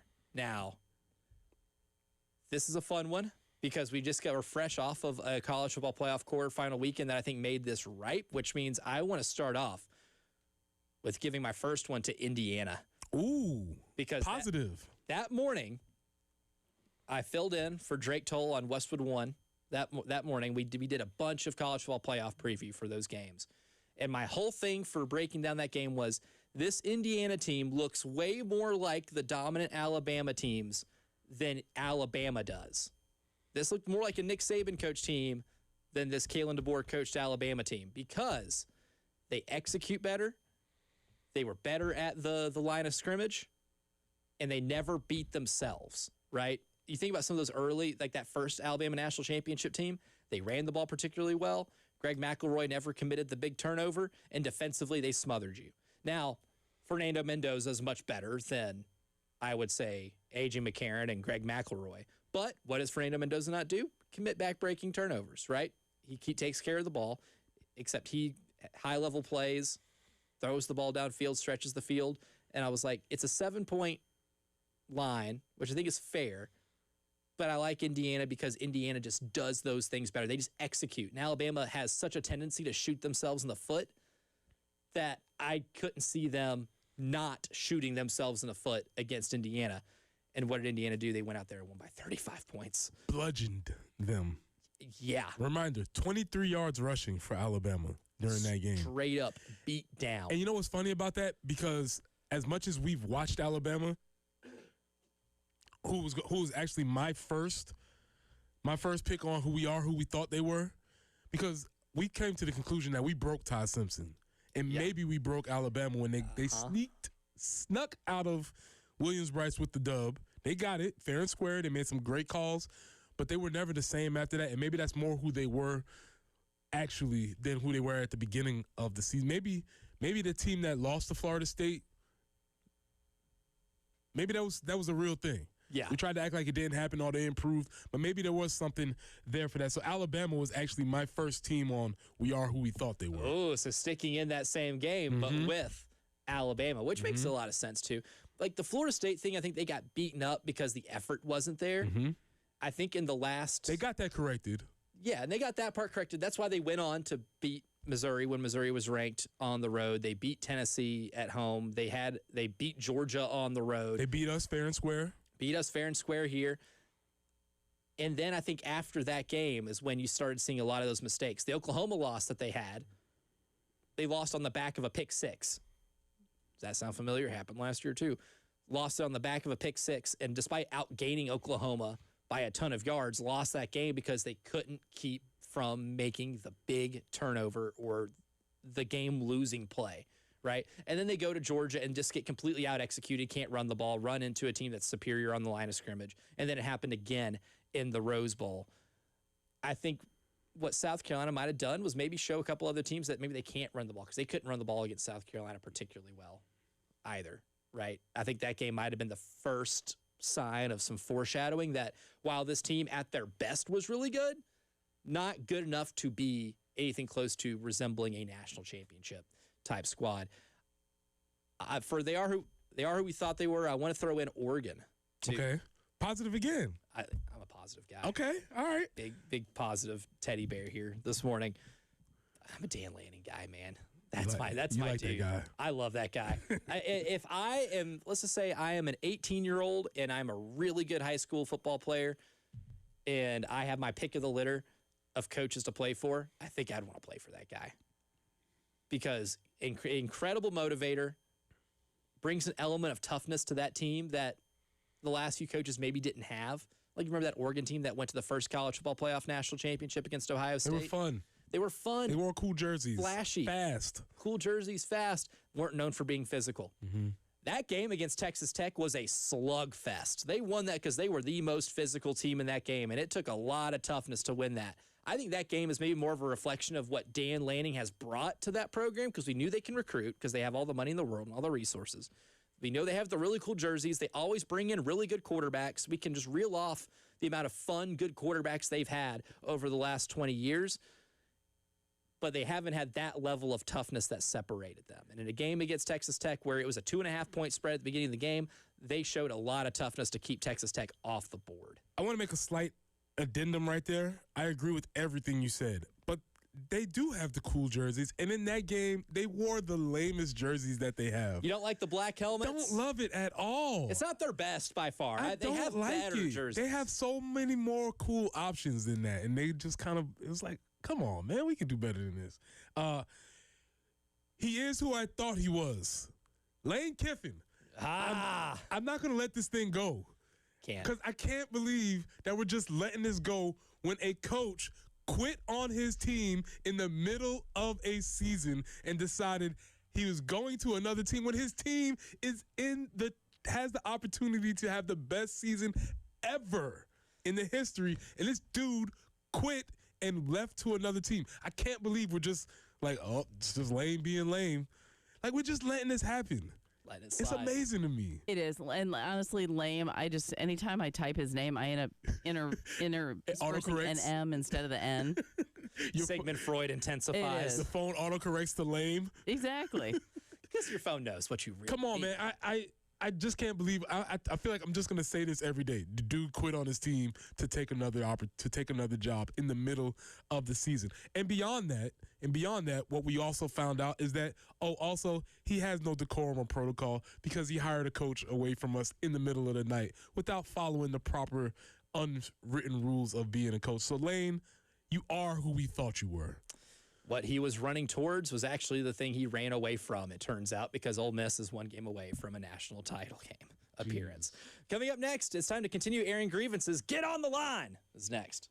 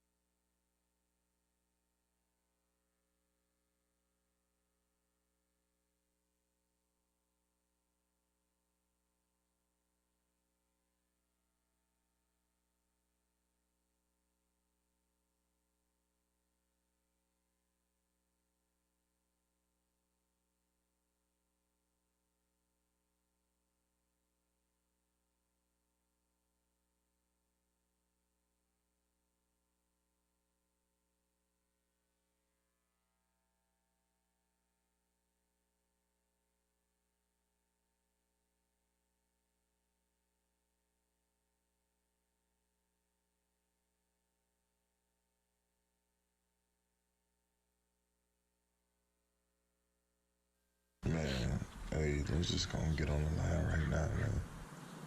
My patience is running thin. You're all running out of time. You was late to my practice, sir? Everybody on the line. Come on. Oh, it's time to put some people on the line. Maybe not being late to practice, but there has been some misconduct that needs to be addressed. And I think we'll address it right now. And I want to start off with Notre Dame head basketball coach Micah Shrewsbury, because let's take a tale of two different coaches here, right? Two different whiny coaches. Stephen Pearl was not very happy with that buzzer beater getting overturned last night, and he did lose his marbles a little bit, but he didn't charge after one of the officials. Mm-hmm. Micah Shrewsbury, after Notre Dame was up 3 on Cal on the road, they did the whole foul up 3 thing, or tried to. Didn't do it a couple times unsuccessfully. Then Cal's going into a 3-point shot, and there was not, if any, contact on that 3. I think the ref was anticipating contact. It's going to be a foul. Kid from Cal shoots a 3, drills it, gets the foul call, hits the free throw. Notre Dame loses, and Micah Shrewsbury charges one of the officials as he's walking into the tunnel after the game. And I mean completely loses it. I mean, is getting up in his face. I mean, is running over there to seemingly to attack this guy. Was it a bad call? Yes. Also, should you have maybe, if you wanted to foul up 3, should you have actually done it maybe a little earlier in the game? Yes. Also, maybe the foul up 3 strategy is kind of dumb anyway, because you're going to put yourself out of position whenever a team actually. Is that like galaxy brain thinking? Is that why this is happening? Yeah. Okay. How about just play good defense? All right. And if a guy hits a contested 35-footer, well, then maybe the basketball gods want to see more basketball, right? Guy absolutely lost it. It's ultimate loser behavior. There was a lot of things you could have done throughout the course of that game to make sure it wasn't in that position. Yes, it was a bad call, and you experienced some really bad officiating luck at the end of that game.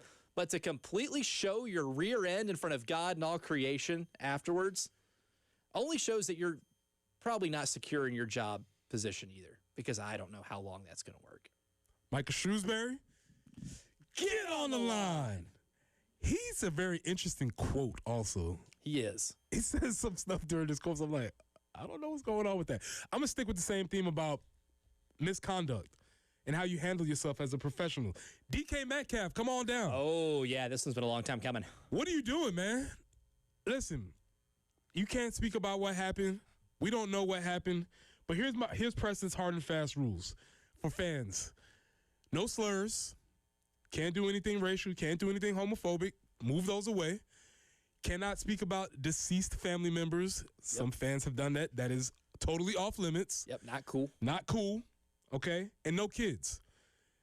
Those 4 things you shouldn't do as a fan. Anything else is cool. You can call them an SOB. You can MF them. You do whatever you want to do as long as you don't do these things. No slurs, no deceased family members, no kids. We're good.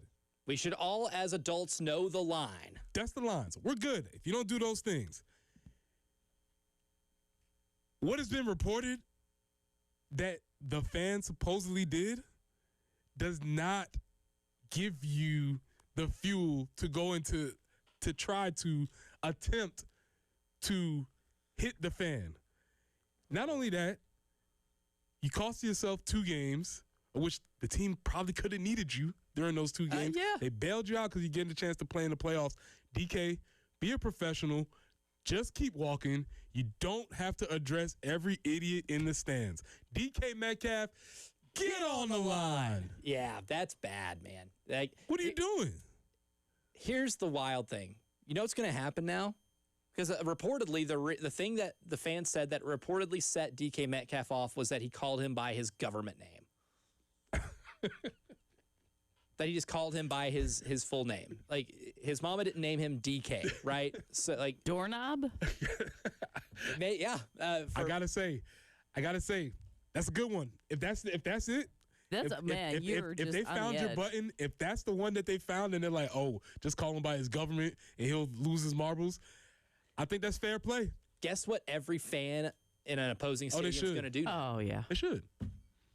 No, there's no It'll better be a way. chant. Yeah, there's no worse way to try to make that go away than to address the guy and punch him.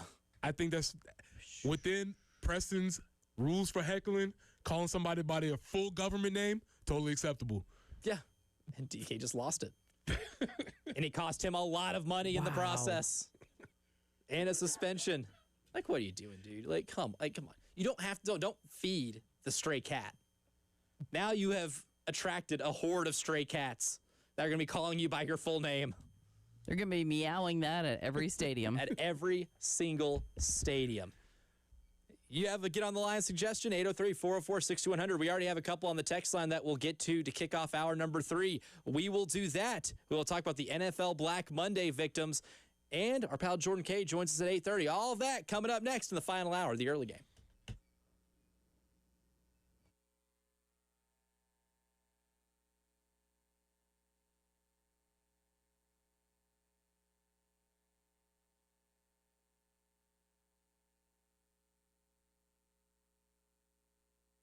All right, guys, it's a new year, new you. You probably said the slogan. You might have thought it, but why not just call the folks at the men's clinic to get you on the right track?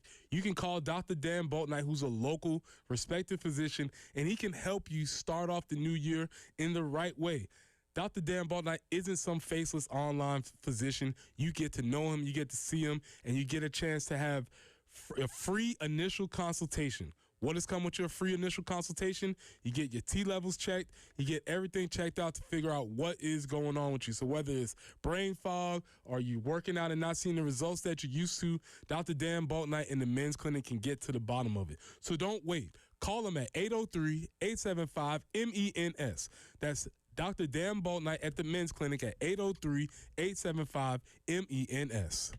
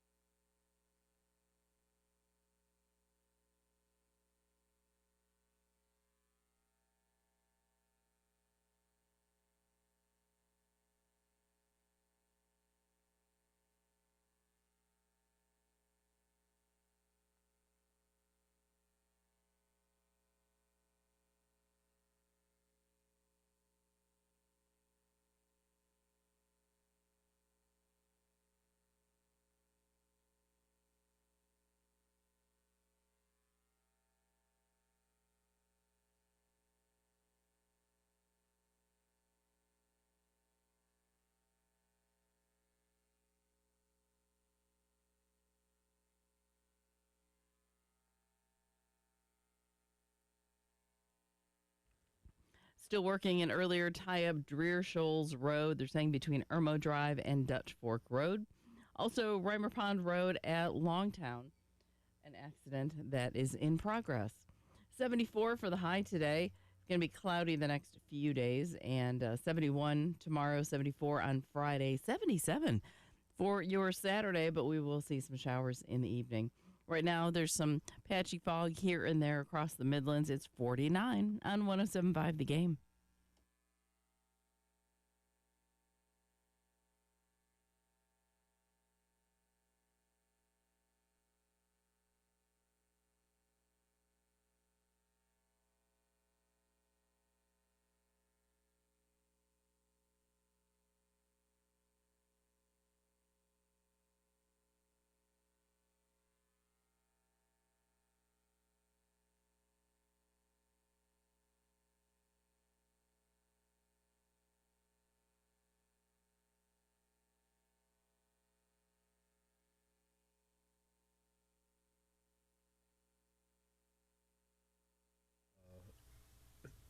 likes this story. Hold on.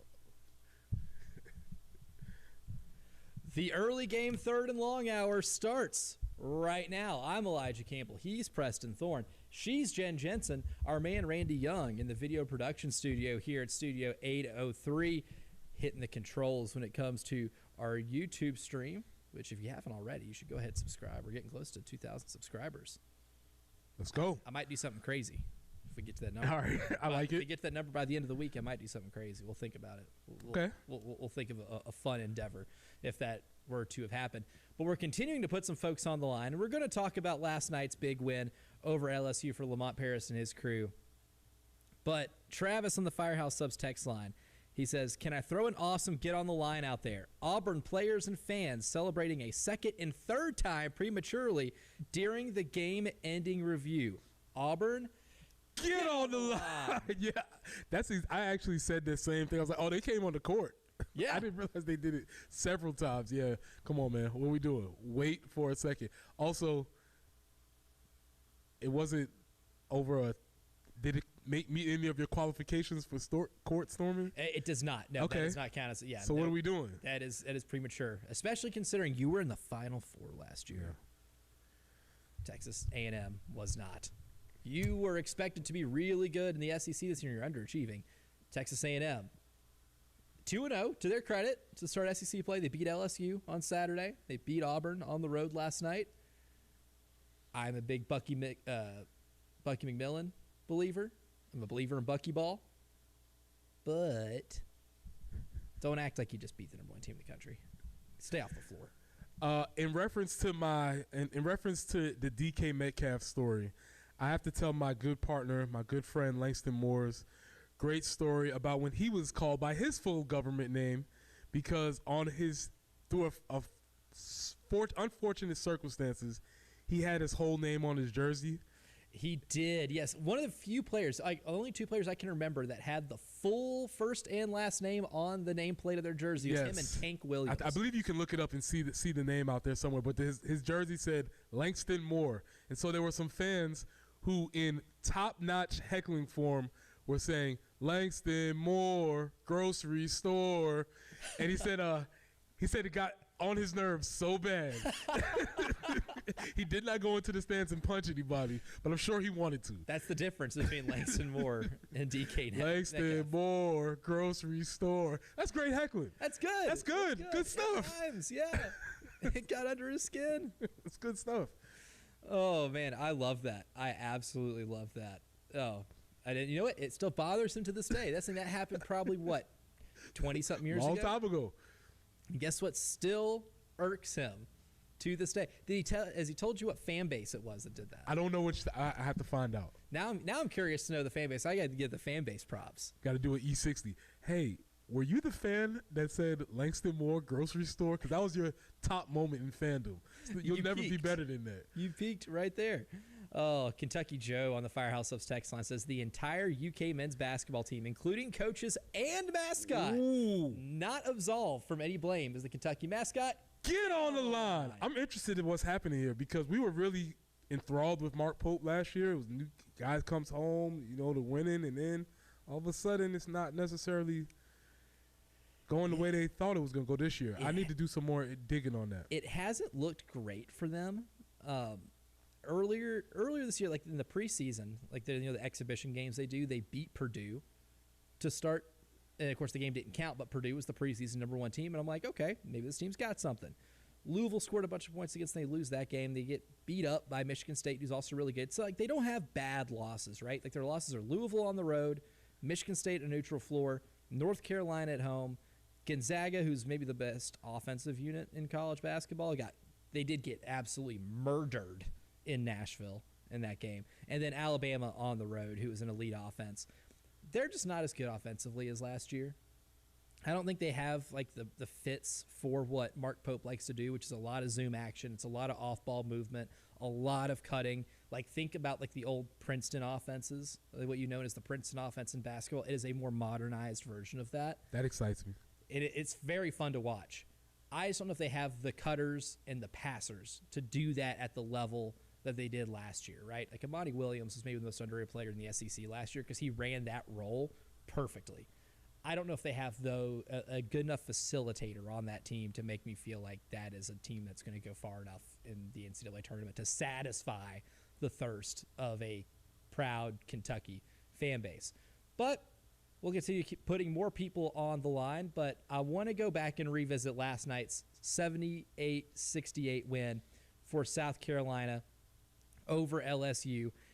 To me, it's a significant win because, A, it shows at least your players, right? It doesn't have to show fans anything, but to your players, a proof of concept that when you execute the offense, when you're hitting the open shots, when you're getting better looks, and they got better looks last night because they were more aggressive off the dribble, that you can be competitive, not just competitive in games, but you can pull one out, right?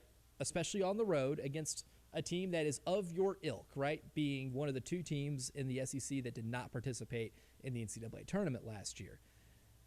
Moving forward, too, I mean, Georgia's really good. So when Georgia comes here on Saturday, I think that's going to be a really good game. And I would, if I had to pick the game, I'm picking Georgia. But I think you can win that game. Auburn's not as good as they were. You have them after you play Arkansas. Oklahoma's in your neighborhood. A&M's in your neighborhood. That means before you get to Florida on January 28th here at home, there's a good chance you can go into that game with a winning record. Because I'm not a huge believer in really any of those teams outside of Arkansas. I think Arkansas is legit. I think that's a really good basketball. This is maybe John Calipari's best basketball team he's had in a few years, right? But last night showed you something that if you do execute and you're able to play good defense and your rotations are sound and you're just getting in the right spot. I think the key to them defensively last night was just being in the right spot at the right time. Their rotations were more crisp than they've been all year. They were able to contain drives. They were able to play well at the basket. Now, it helped that LSU missed a lot of bunnies, but LSU's a really good two-point shooting team, and their best two-point scorers last night, Michael Nwoko being the most notable because he's the leading scorer on the team, held to 6 points, and you made him uncomfortable enough to maybe miss some shots that he would normally make. So as a coach, this is where you go into the film session. Sometimes as a coach, you go into a film session after a win, and you say, like, hey, these are the things that we could have done better. Look what we got to do. I think you approach this film session and say, look what we did. Look how this works. Yeah. Look at all the great stuff we're doing and see the result. Because as a player, you need proof of concept. Yes. Like, it doesn't have anything to do with respect for your coach or liking the coach. It's difficult to listen and continue to execute a game plan that doesn't seem to be working. Mm-hmm. You know what I'm saying? Like, if you don't have that buy-in. If you don't, it's hard to buy in. And it doesn't have to do anything with how you feel about the coach. It's like, man, this ain't working, dog. But when you get a win and then the coach shows you, like, oh, yeah, you made the extra pass. See that? You made the extra rotation on defense. See how that works? Then you go into practice and you start wanting to work on it more because everybody wants the feeling of winning again. So a win does a lot for the next future wins because now you have what you said, the proof of concept. And in terms of individual player proof of concept, Elijah Strong's the best example because my biggest critiques of Elijah Strong sometimes so far this season has been shot selection and defense. Now, while I'm still never going to confuse Elijah Strong with Draymond Green, he was probably the prime example of when you get to the right spot at the right time last night, good things will happen. There are a few plays where someone gets beat on the dribble when they're guarding their man. Elijah Strong slid in a couple times. One time there was a no call, but he contested a shot that normally wouldn't be contested, and instead of shooting the shot at the rim, that LSU player had to shoot the shot from about 10, 11 feet out. And there was one instance where he gets to the spot in plenty of time and draws a charge. That's good defense. It's good, sound defense. It's good team defense, right? You can have a team full of good individual defenders, but you can still be a good team defense without a lot of great individual defenders. And I thought Elijah Strong played maybe his best team defensive game in terms of weak side help, being able to help out the guards, and helping turn the ball over, at least forcing a tougher shot for LSU. Because if you just look at the shot selection battle and you don't take into account whether or not the ball went in, I think South Carolina took more cleaner shots last night. And then on the offensive side for Elijah Strong, I mean, obviously he scored 30 points. He was 4 of 4 from 3. The three-point shots went in, yes, but not a single time last night did he shoot a shot where I said, oh, you shouldn't have taken that. They were open looks. He was able to score well around the basket, right? He was able to get the ball in advantageous positions where even if he didn't score it, somebody else did because you made the defense have to shift. The best example might have been towards the end of the game. The punctuation mark on that game was his lob to Mike Charjamps, who threw down an alley-oop and really kind of fought off the LSU run. He gets the ball in the middle of the floor. There's an advantageous play where it's kind of like a 2-on-1. He makes the right read. He throws up the lob. It's a good pass. Mike throws it down. We don't have to worry about LSU erasing a 28-point lead anymore. I think in terms of an individual player proof of concept, Elijah Strong really embodied that last night. And you just keep telling them, hey, look at all the great things that you did. We need more of that. Now, my question for you is this a blueprint moving forward, or was it, and I'm not saying it was a fluke, but was it just a one-game conditional thing, or is this sort of a blueprint moving forward? What is a fluke is shooting 57% from three. Mm-hmm. That will not happen every game. It might not happen again, right? But what is not a fluke is the quality of shots you were able to get. You can have a good game of shot quality and still maybe only make 35% of your threes. But 35% would win this team a lot of games, right? The problem wasn't that they were shooting 35% before, it's that they were shooting 21, 22 in some games. And for the season, before the Vanderbilt game, they were at 28% on the season. And they've shot well enough to get up to 32% on the season. But if you shoot under 30% and you shoot a lot of threes, then you're not making enough to justify taking a lot of them because it's under a point per shot. But you have a better likelihood of making them when you get the type of shots that you had last night. Now, last night was their worst two-point shooting game, but also that's kind of by design. LSU is really good at defending the rim, defending the two-point area, making you shoot longer twos. I think there's only about 6 teams in the country that have their opponents shoot longer twos than LSU does. But I think if you attack the basket with a little more ferocity like they did last night, then you're going to get to the line more. They dominated the free throw rate battle last night. That was a big deal. If they did that against Vanderbilt, then we're talking about maybe a 1 or 2 possession game against Vanderbilt in the final minutes, where instead of it being like a 15-point game, it would have been more like a 5 or 6-point game. You find that way that offense will come easier when you are that much more aggressive at getting to the basket, making a defense have to shift a little bit. I think if you watch that game against Vanderbilt didn't have to rotate a ton because it's not like you're getting a lot of drives to the basket. That opens up a lot of things. Kobe Knox only had 4 points last night, but there were some possessions last night where I thought your best possession was when Kobe Knox caught the ball in the perimeter, put his head down and got to the basket and made somebody have to help. He did it at the very end of the game. Caught one, took it to the rack. He went 1 for 2 from the free throw line, but he was aggressive and was he was trying to finish the game. Yeah, and this team, maybe their superpower is their ability to make free throws. They're 7th in the country in free throw percentage. They're making almost 80% at the line. If you have that aggressiveness and you're forcing teams to foul you, that's less pressure on you to have to hit 15 threes in a game to be able to win it. That's kind of the thing to me that this offense is. I don't mind teams that do rely heavily on the three-point ball. That's modern basketball. And if you're able to even hit 1 out of every 3, you can put yourself in a good position to win, and you can open up the floor by just the threat of you shooting it.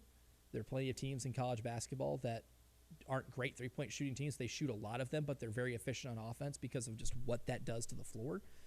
However, if the shots aren't falling, you got to be able to still make a defense rotate out of position to where you can either draw a foul, get to the basket, or create a more open three that is a more makeable three-point jumper. And I think we just saw more of that last night.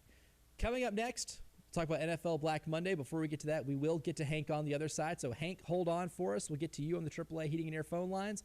Last night's game, NFL Black Monday and coaching changes, all of that and more coming up next year in the early game.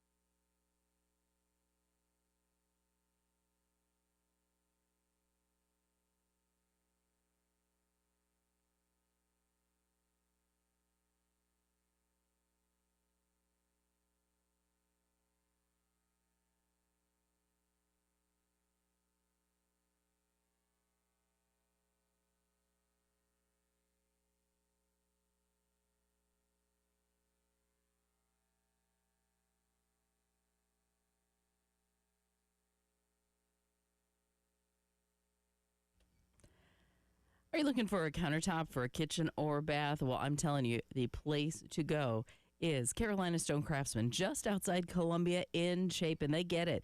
Kitchen and bath projects, they can be a significant investment, and that's why they work really hard to deliver the highest quality, most affordable granite, marble, and quartz while still providing the best customer service. It's great countertops with no compromises. It's that simple.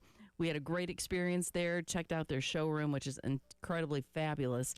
Also, they have an outdoor showroom to show you all kinds of hardscapes and outdoor living options that they have available. But we discussed our goals. They helped us figure out exactly what countertops would be best for our bathroom remodels, and everything was flawless from start to finish. If you are looking for countertops for kitchen or bath, reach out to Carolina Stone Craftsman. Tell them Jen sent you. Just beyond Columbia and Chapin, beyond your expectations, visit them at carolinastonecraftsman.com.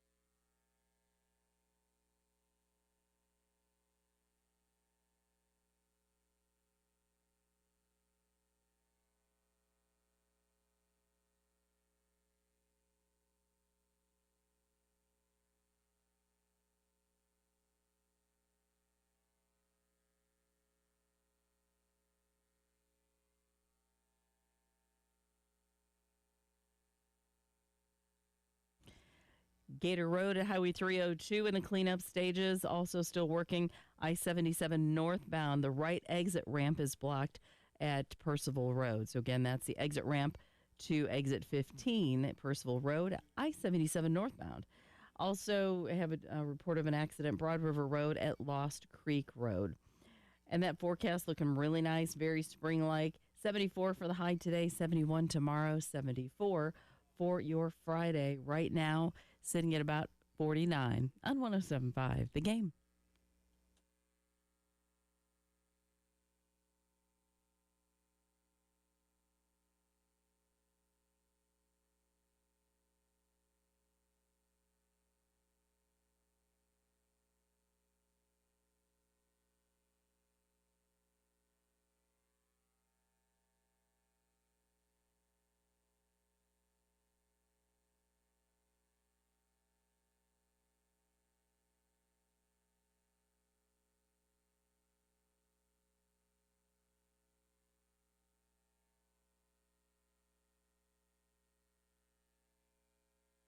Get to the predictable and, in some instances, unpredictable news from NFL Black Monday. We'll go back to the AAA Heating and Air phone line because our man Hank wants to weigh in on Elijah Strong's performance last night. 30 points and 3 assists to help South Carolina get that first SEC win of the season. Good morning, Hank. Welcome to the early game. Good morning, fellas. I'll tell you, the big thing that's kind of sustainable last night was that for Strong was, remember when they went on, they came out with a lot of energy in the second half and hit a couple of baskets, and then I think we hit a 3 to kind of reset. But they kind of really made their move to get it to 6 when Strong had 4 fouls and had to go sit down, and so that concerned me. And remember, I think when they got it to 6 or 8. Lamont just decided he was going to have to trust Strong and inserted him back in the game. When he put him back in the game, he immediately reset our aggressiveness in scoring. It pushed our lead back out to, I think, around 12. And it wasn't from the threes. It was from him inside making the moves. He kind of reminded me of Xavier McDaniel. He's underside, but he get inside, pump fake, and use that body. And so I think he was kind of a difference maker there on offense from an attitude and a persona type. And the other thing I liked about what the guys did the other night on defense was, we don't have that rim protector. But every time they got one of their big athletic guys on one of our guys caught up underneath, the help defender came around and he digged down when he had to make his move. Mm-hmm. And so a lot of those shots at the basket were a lot harder. And as soon as the shots came off, they aggressively boxed out and went for the rebound. And so we got way more rebounds than we've had in the last couple of months. And so I think if they can continue that effort, it will help them throughout the conference. Definitely. Yeah, thank you for the call, Hank. And the defensive strategy that you mentioned right there is another thing that I really liked about last night. Michael Nwoko is about a 16-point per game scorer.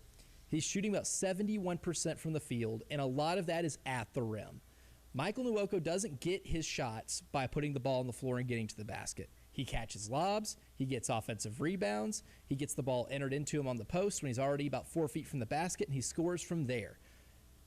What Michael Nwoko had to do more last night was catch the ball a little further out, and whenever he did catch the ball, I think South Carolina defensively did do a really good job of making him actually have to put the ball on the floor. Last night he scored 6 points. And I don't think that's a coincidence. Did he miss some bunnies at the rim on offensive rebounds? Yes. But did he also have life made harder on him because anytime he caught the ball, South Carolina kind of collapsed? They did what Hank did, dig, which is when you just have an off-ball defender kind of reach in and make him put the ball on the floor and then get back to your primary defender. That's one way. But they also doubled a lot. Because when you have a center like that and they catch the ball outside the paint, I either want to make them give the ball up and prove to me that you can pass out of a double team, or I want you to prove that you can take us one-on-one and actually put the ball on the floor and get to the basket and score.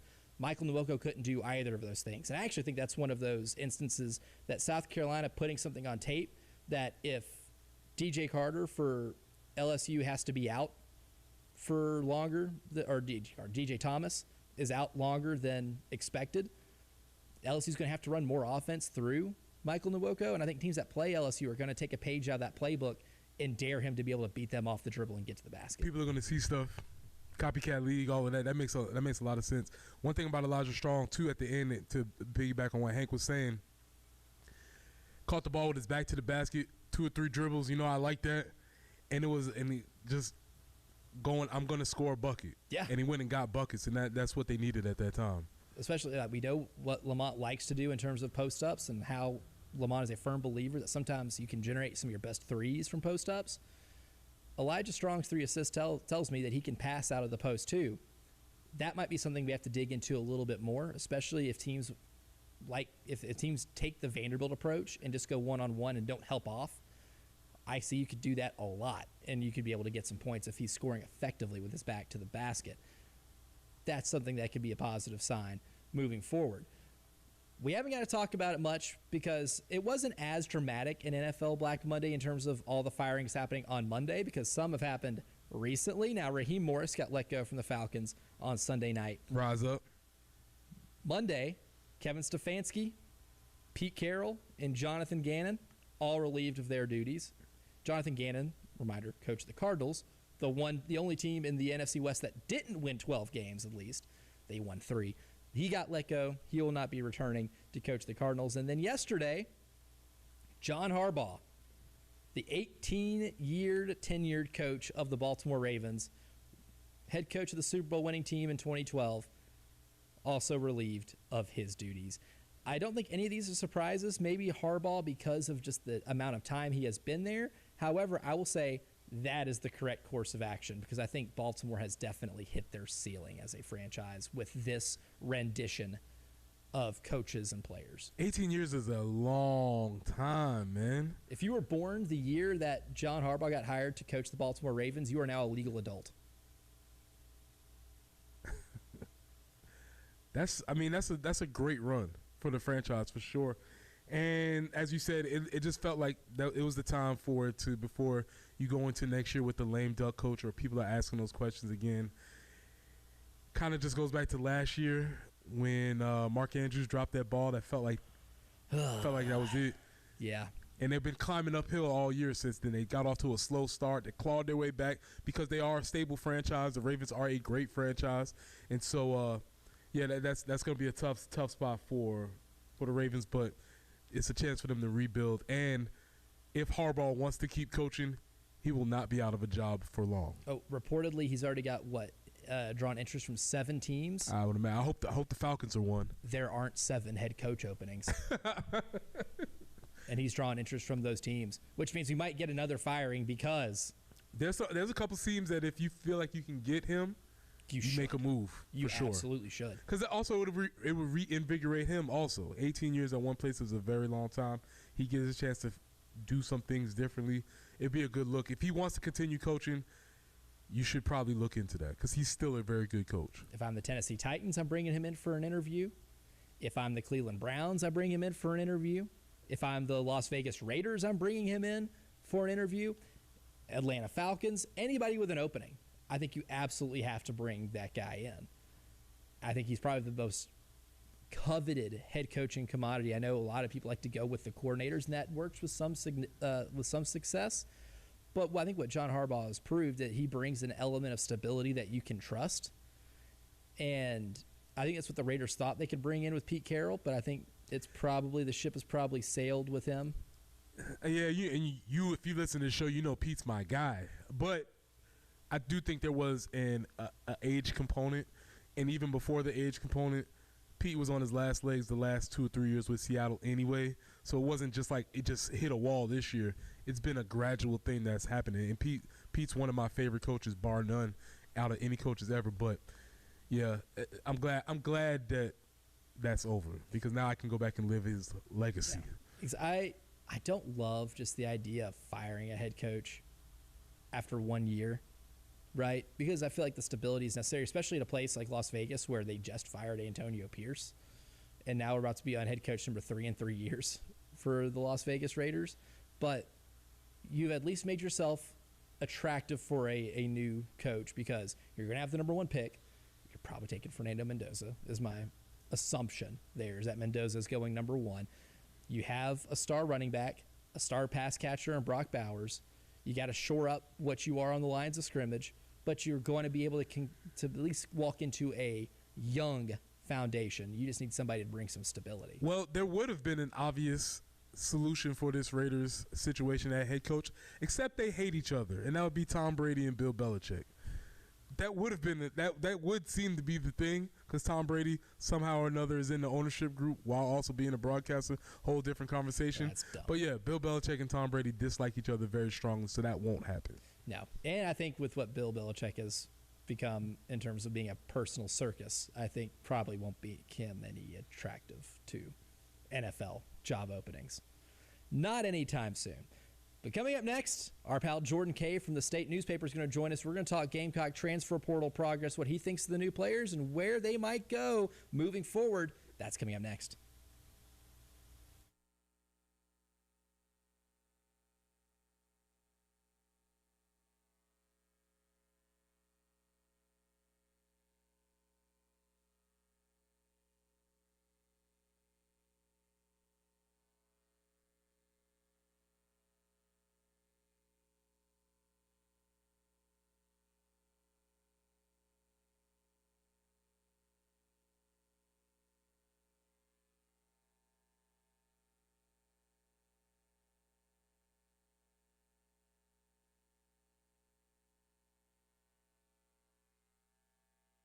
There are plenty of things in life that might be troubling you or keeping you up at night. And if tax issues are one of those things, well, I've got a solution for you, right?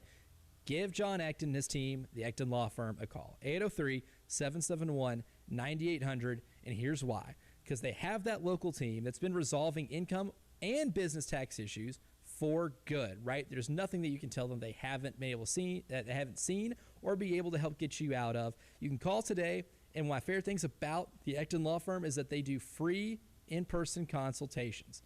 That is incredibly valuable. Talk with John and his team, be able to come up with a game plan to attack whatever your tax issue is at the source and be able to get yourself one step closer to a worry-free life. 803-771-9800 or visit EctonLawFirm.com. That's ECTON lawfirm.com.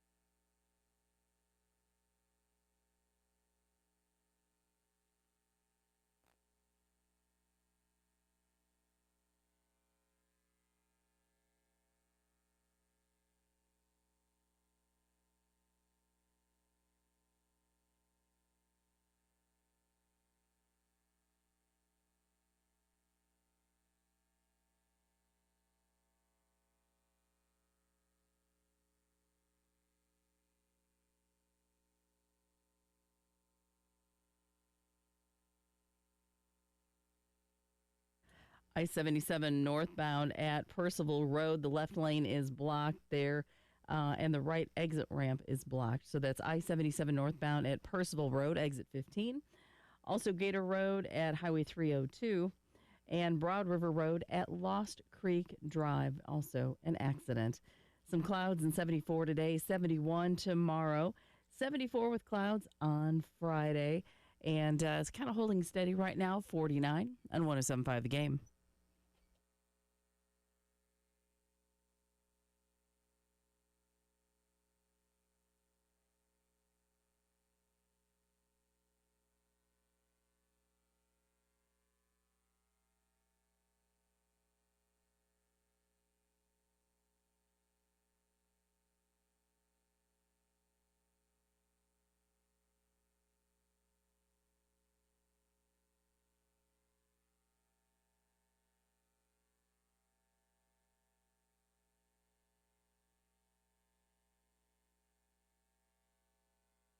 From the state newspaper to talk with us about transfer portal recruiting for the South Carolina Gamecocks going into 2026, trying to bounce back from this past year's 4-8 record. But while we wait for Jordan, Preston, I want to go back and revisit something that we've talked about earlier in the show, and it pertains to a philosophical portal strategy discussion.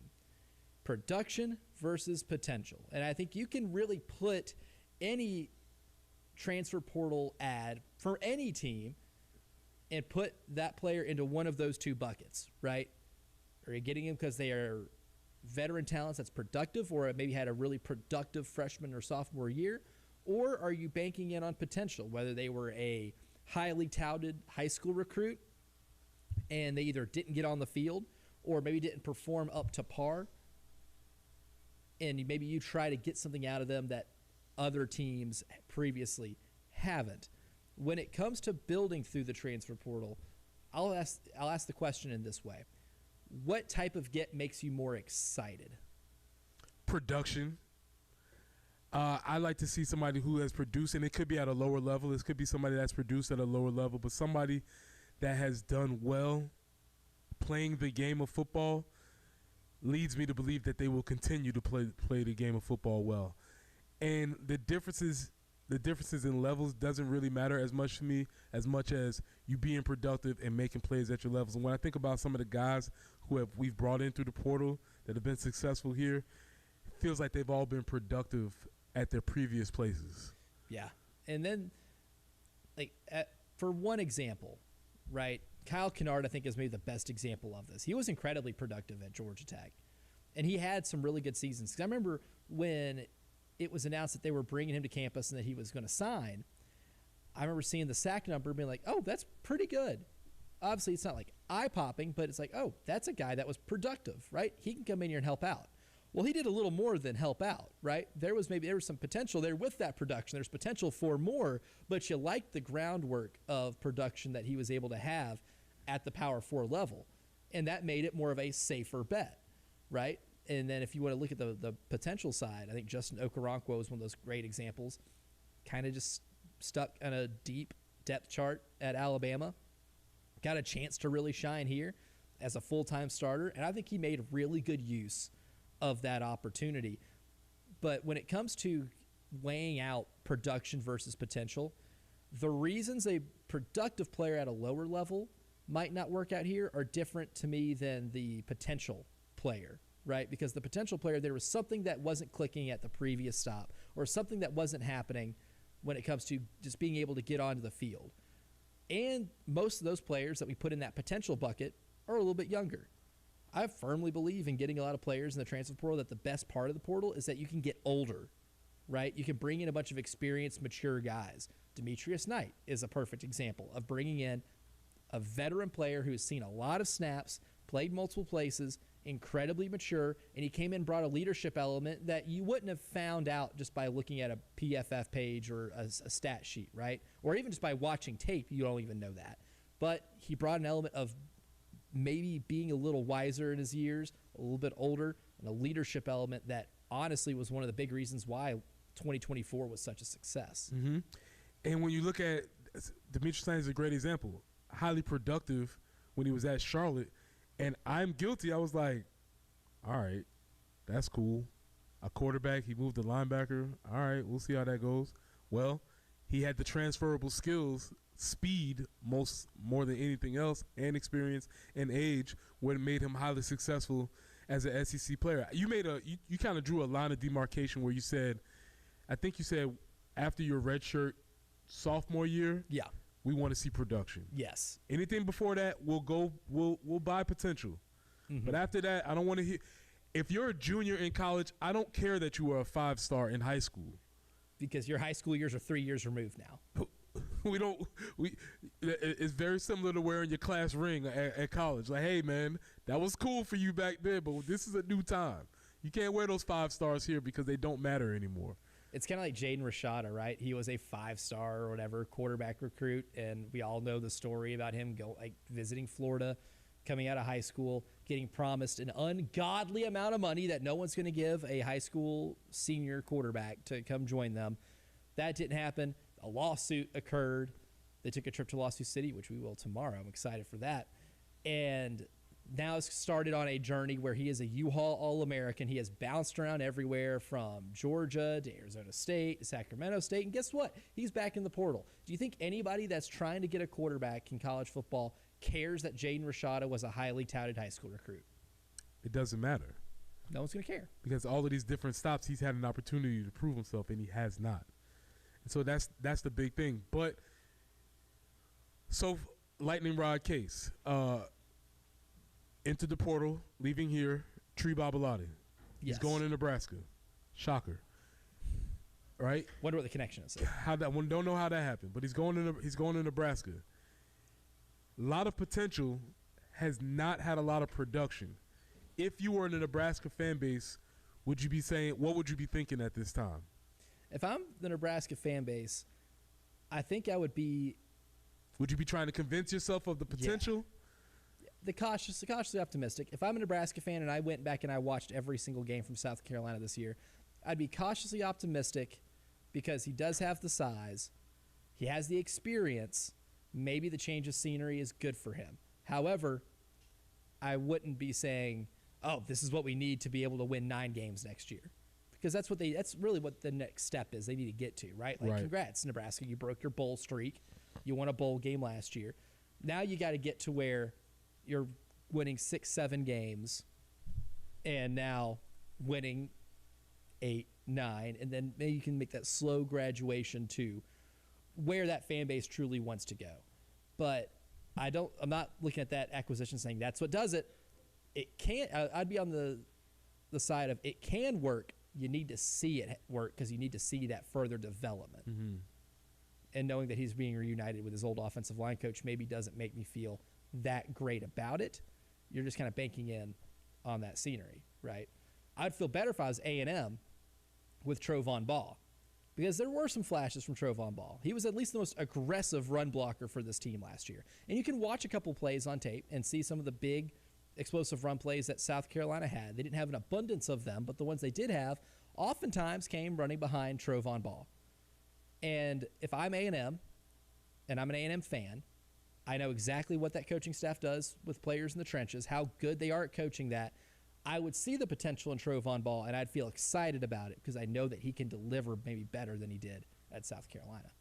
Yeah, and so that's where we evaluate the portal folks that have come in so far, right? You have my guy Hank Purvis from Purdue. Never nervous Hank Purvis. Never nervous Hank Purvis. Carter Miller from UCF, U-Haul All-American. That's right. 3 several stops. Jordan Thomas, this is one that's interesting. Coming from Georgia, defensive tackle. Potential. Not a lot of production, but a lot of potential. Uh-huh. And you had one of those players come in last year with Gabriel Brown-Lodindi, and it worked. He was maybe one of your best run defenders last season, right? And I expect him to be an asset here in the coming year. Maybe Jordan Thomas can have that type of career renaissance here. A career renaissance would be a winner for this program in the addition of Jordan Thomas, but we'll give you our winners for today's show coming up next.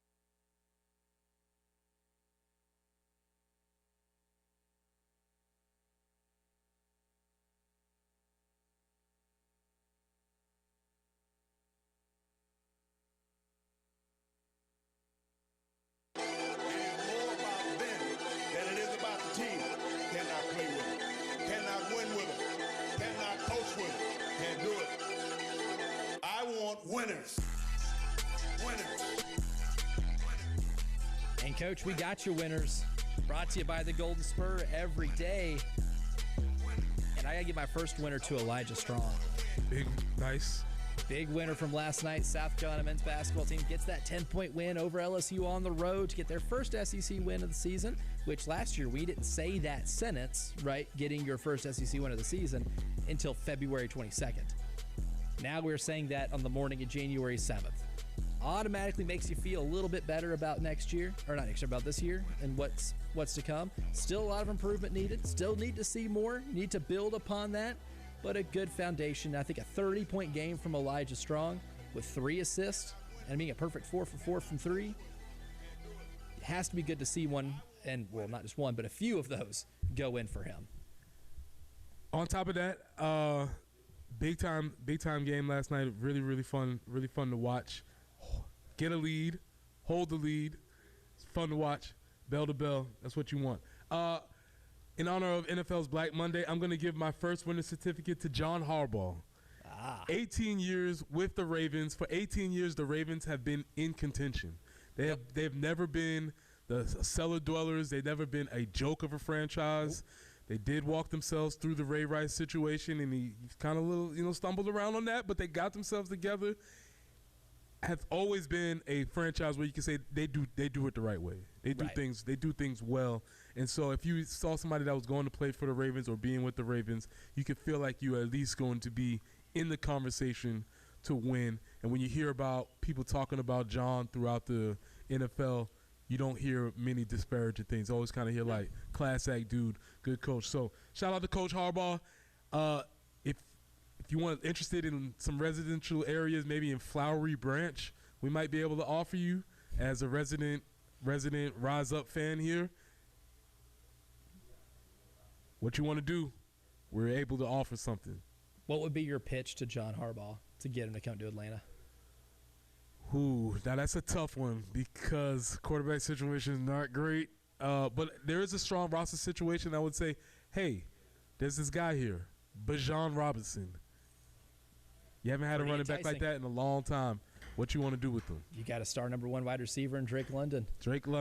James Pierce. There's some stuff where you might be able to take there might be some things. Kyle Pitts, the prince that was promised, is finally showing a little bit of what he was supposed to be coming out of Florida.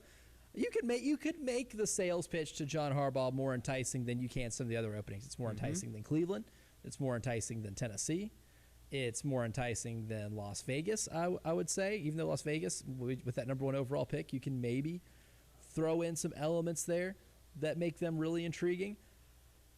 But another winner I've got from today for the Golden Spur, failed buzzer beaters. That was a good one. Because in light of Keyshawn Murphy's almost half-court buzzer beater against Texas A&M, that just a millisecond late, or as Texas A&M would refer to it, a Bucky McMillisecond late.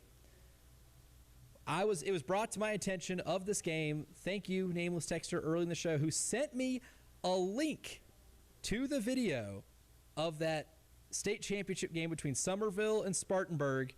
Somerville misses a free throw. Kid from Spartanburg throws it up from 3/4 court and drills it. Is money. But I think from just watching this, I could tell that the ball was late. It sucks to lose a game like that because if I'm that kid, I am so mad. 20-plus years later, he's no longer a kid. He's no longer a kid. That's a grown man. I would be a bitter, grown old man if my state championship shot from 75 feet out that went in wouldn't count. Shout out to Somerville legend, Bulldog legend, A.J. Green, the catalyst of on that team. One of the guys where he didn't play basketball well, but he balled, you know what I mean. All right, so winner. Chewing gum. Interested to see where you go from here. Because I don't know if anybody has chewed gum any harder than my guy Pete Carroll, and I don't know if Pete Carroll will no longer be chewing gum on the sidelines anymore. So in honor of Pete Carroll today, pull out about 3 or 4 pieces of chewing gum, chew with your mouth wide open, chew like Pete will never chew again in honor of our guy Pete Carroll. I will chew gum so hard today for Pete Carroll. That's right. In honor, because this is the end of the road, right? He's not going to go anywhere else. I hope so. He's what, in his mid-70s? Youthful in that I think he's like Bill Belichick's age. Very youthful. Youthful energy. You know what? I'm glad to see him go out on a win, on a walk-off field goal to win the game. 74. He can't say that if this is the end of the road, he went out with a win. One of only 3 coaches to win a Super Bowl and a national championship. Who are the other 2? Ooh, Jimmy Johnson and Barry Switzer. Bing, bing, bing, bing, bing. Good job. Trivia time winner of the day. Yes, sir. Ironically enough, both Cowboys. And Barry Switzer is definitely the goober of the bunch, right? You know that meme of the dragons where there's like 3 menacing dragons and one's got like his tongue out? Barry Switzer's the one with his tongue out. Which one of these does not belong? I would say Barry Switzer. It's this guy. That is a winner. You're a winner for hanging out with us today. Thank you for listening to the early game. Tyler Head, Jack Feltry, Terry Ford coming in to help out. The extra point, that's coming up next.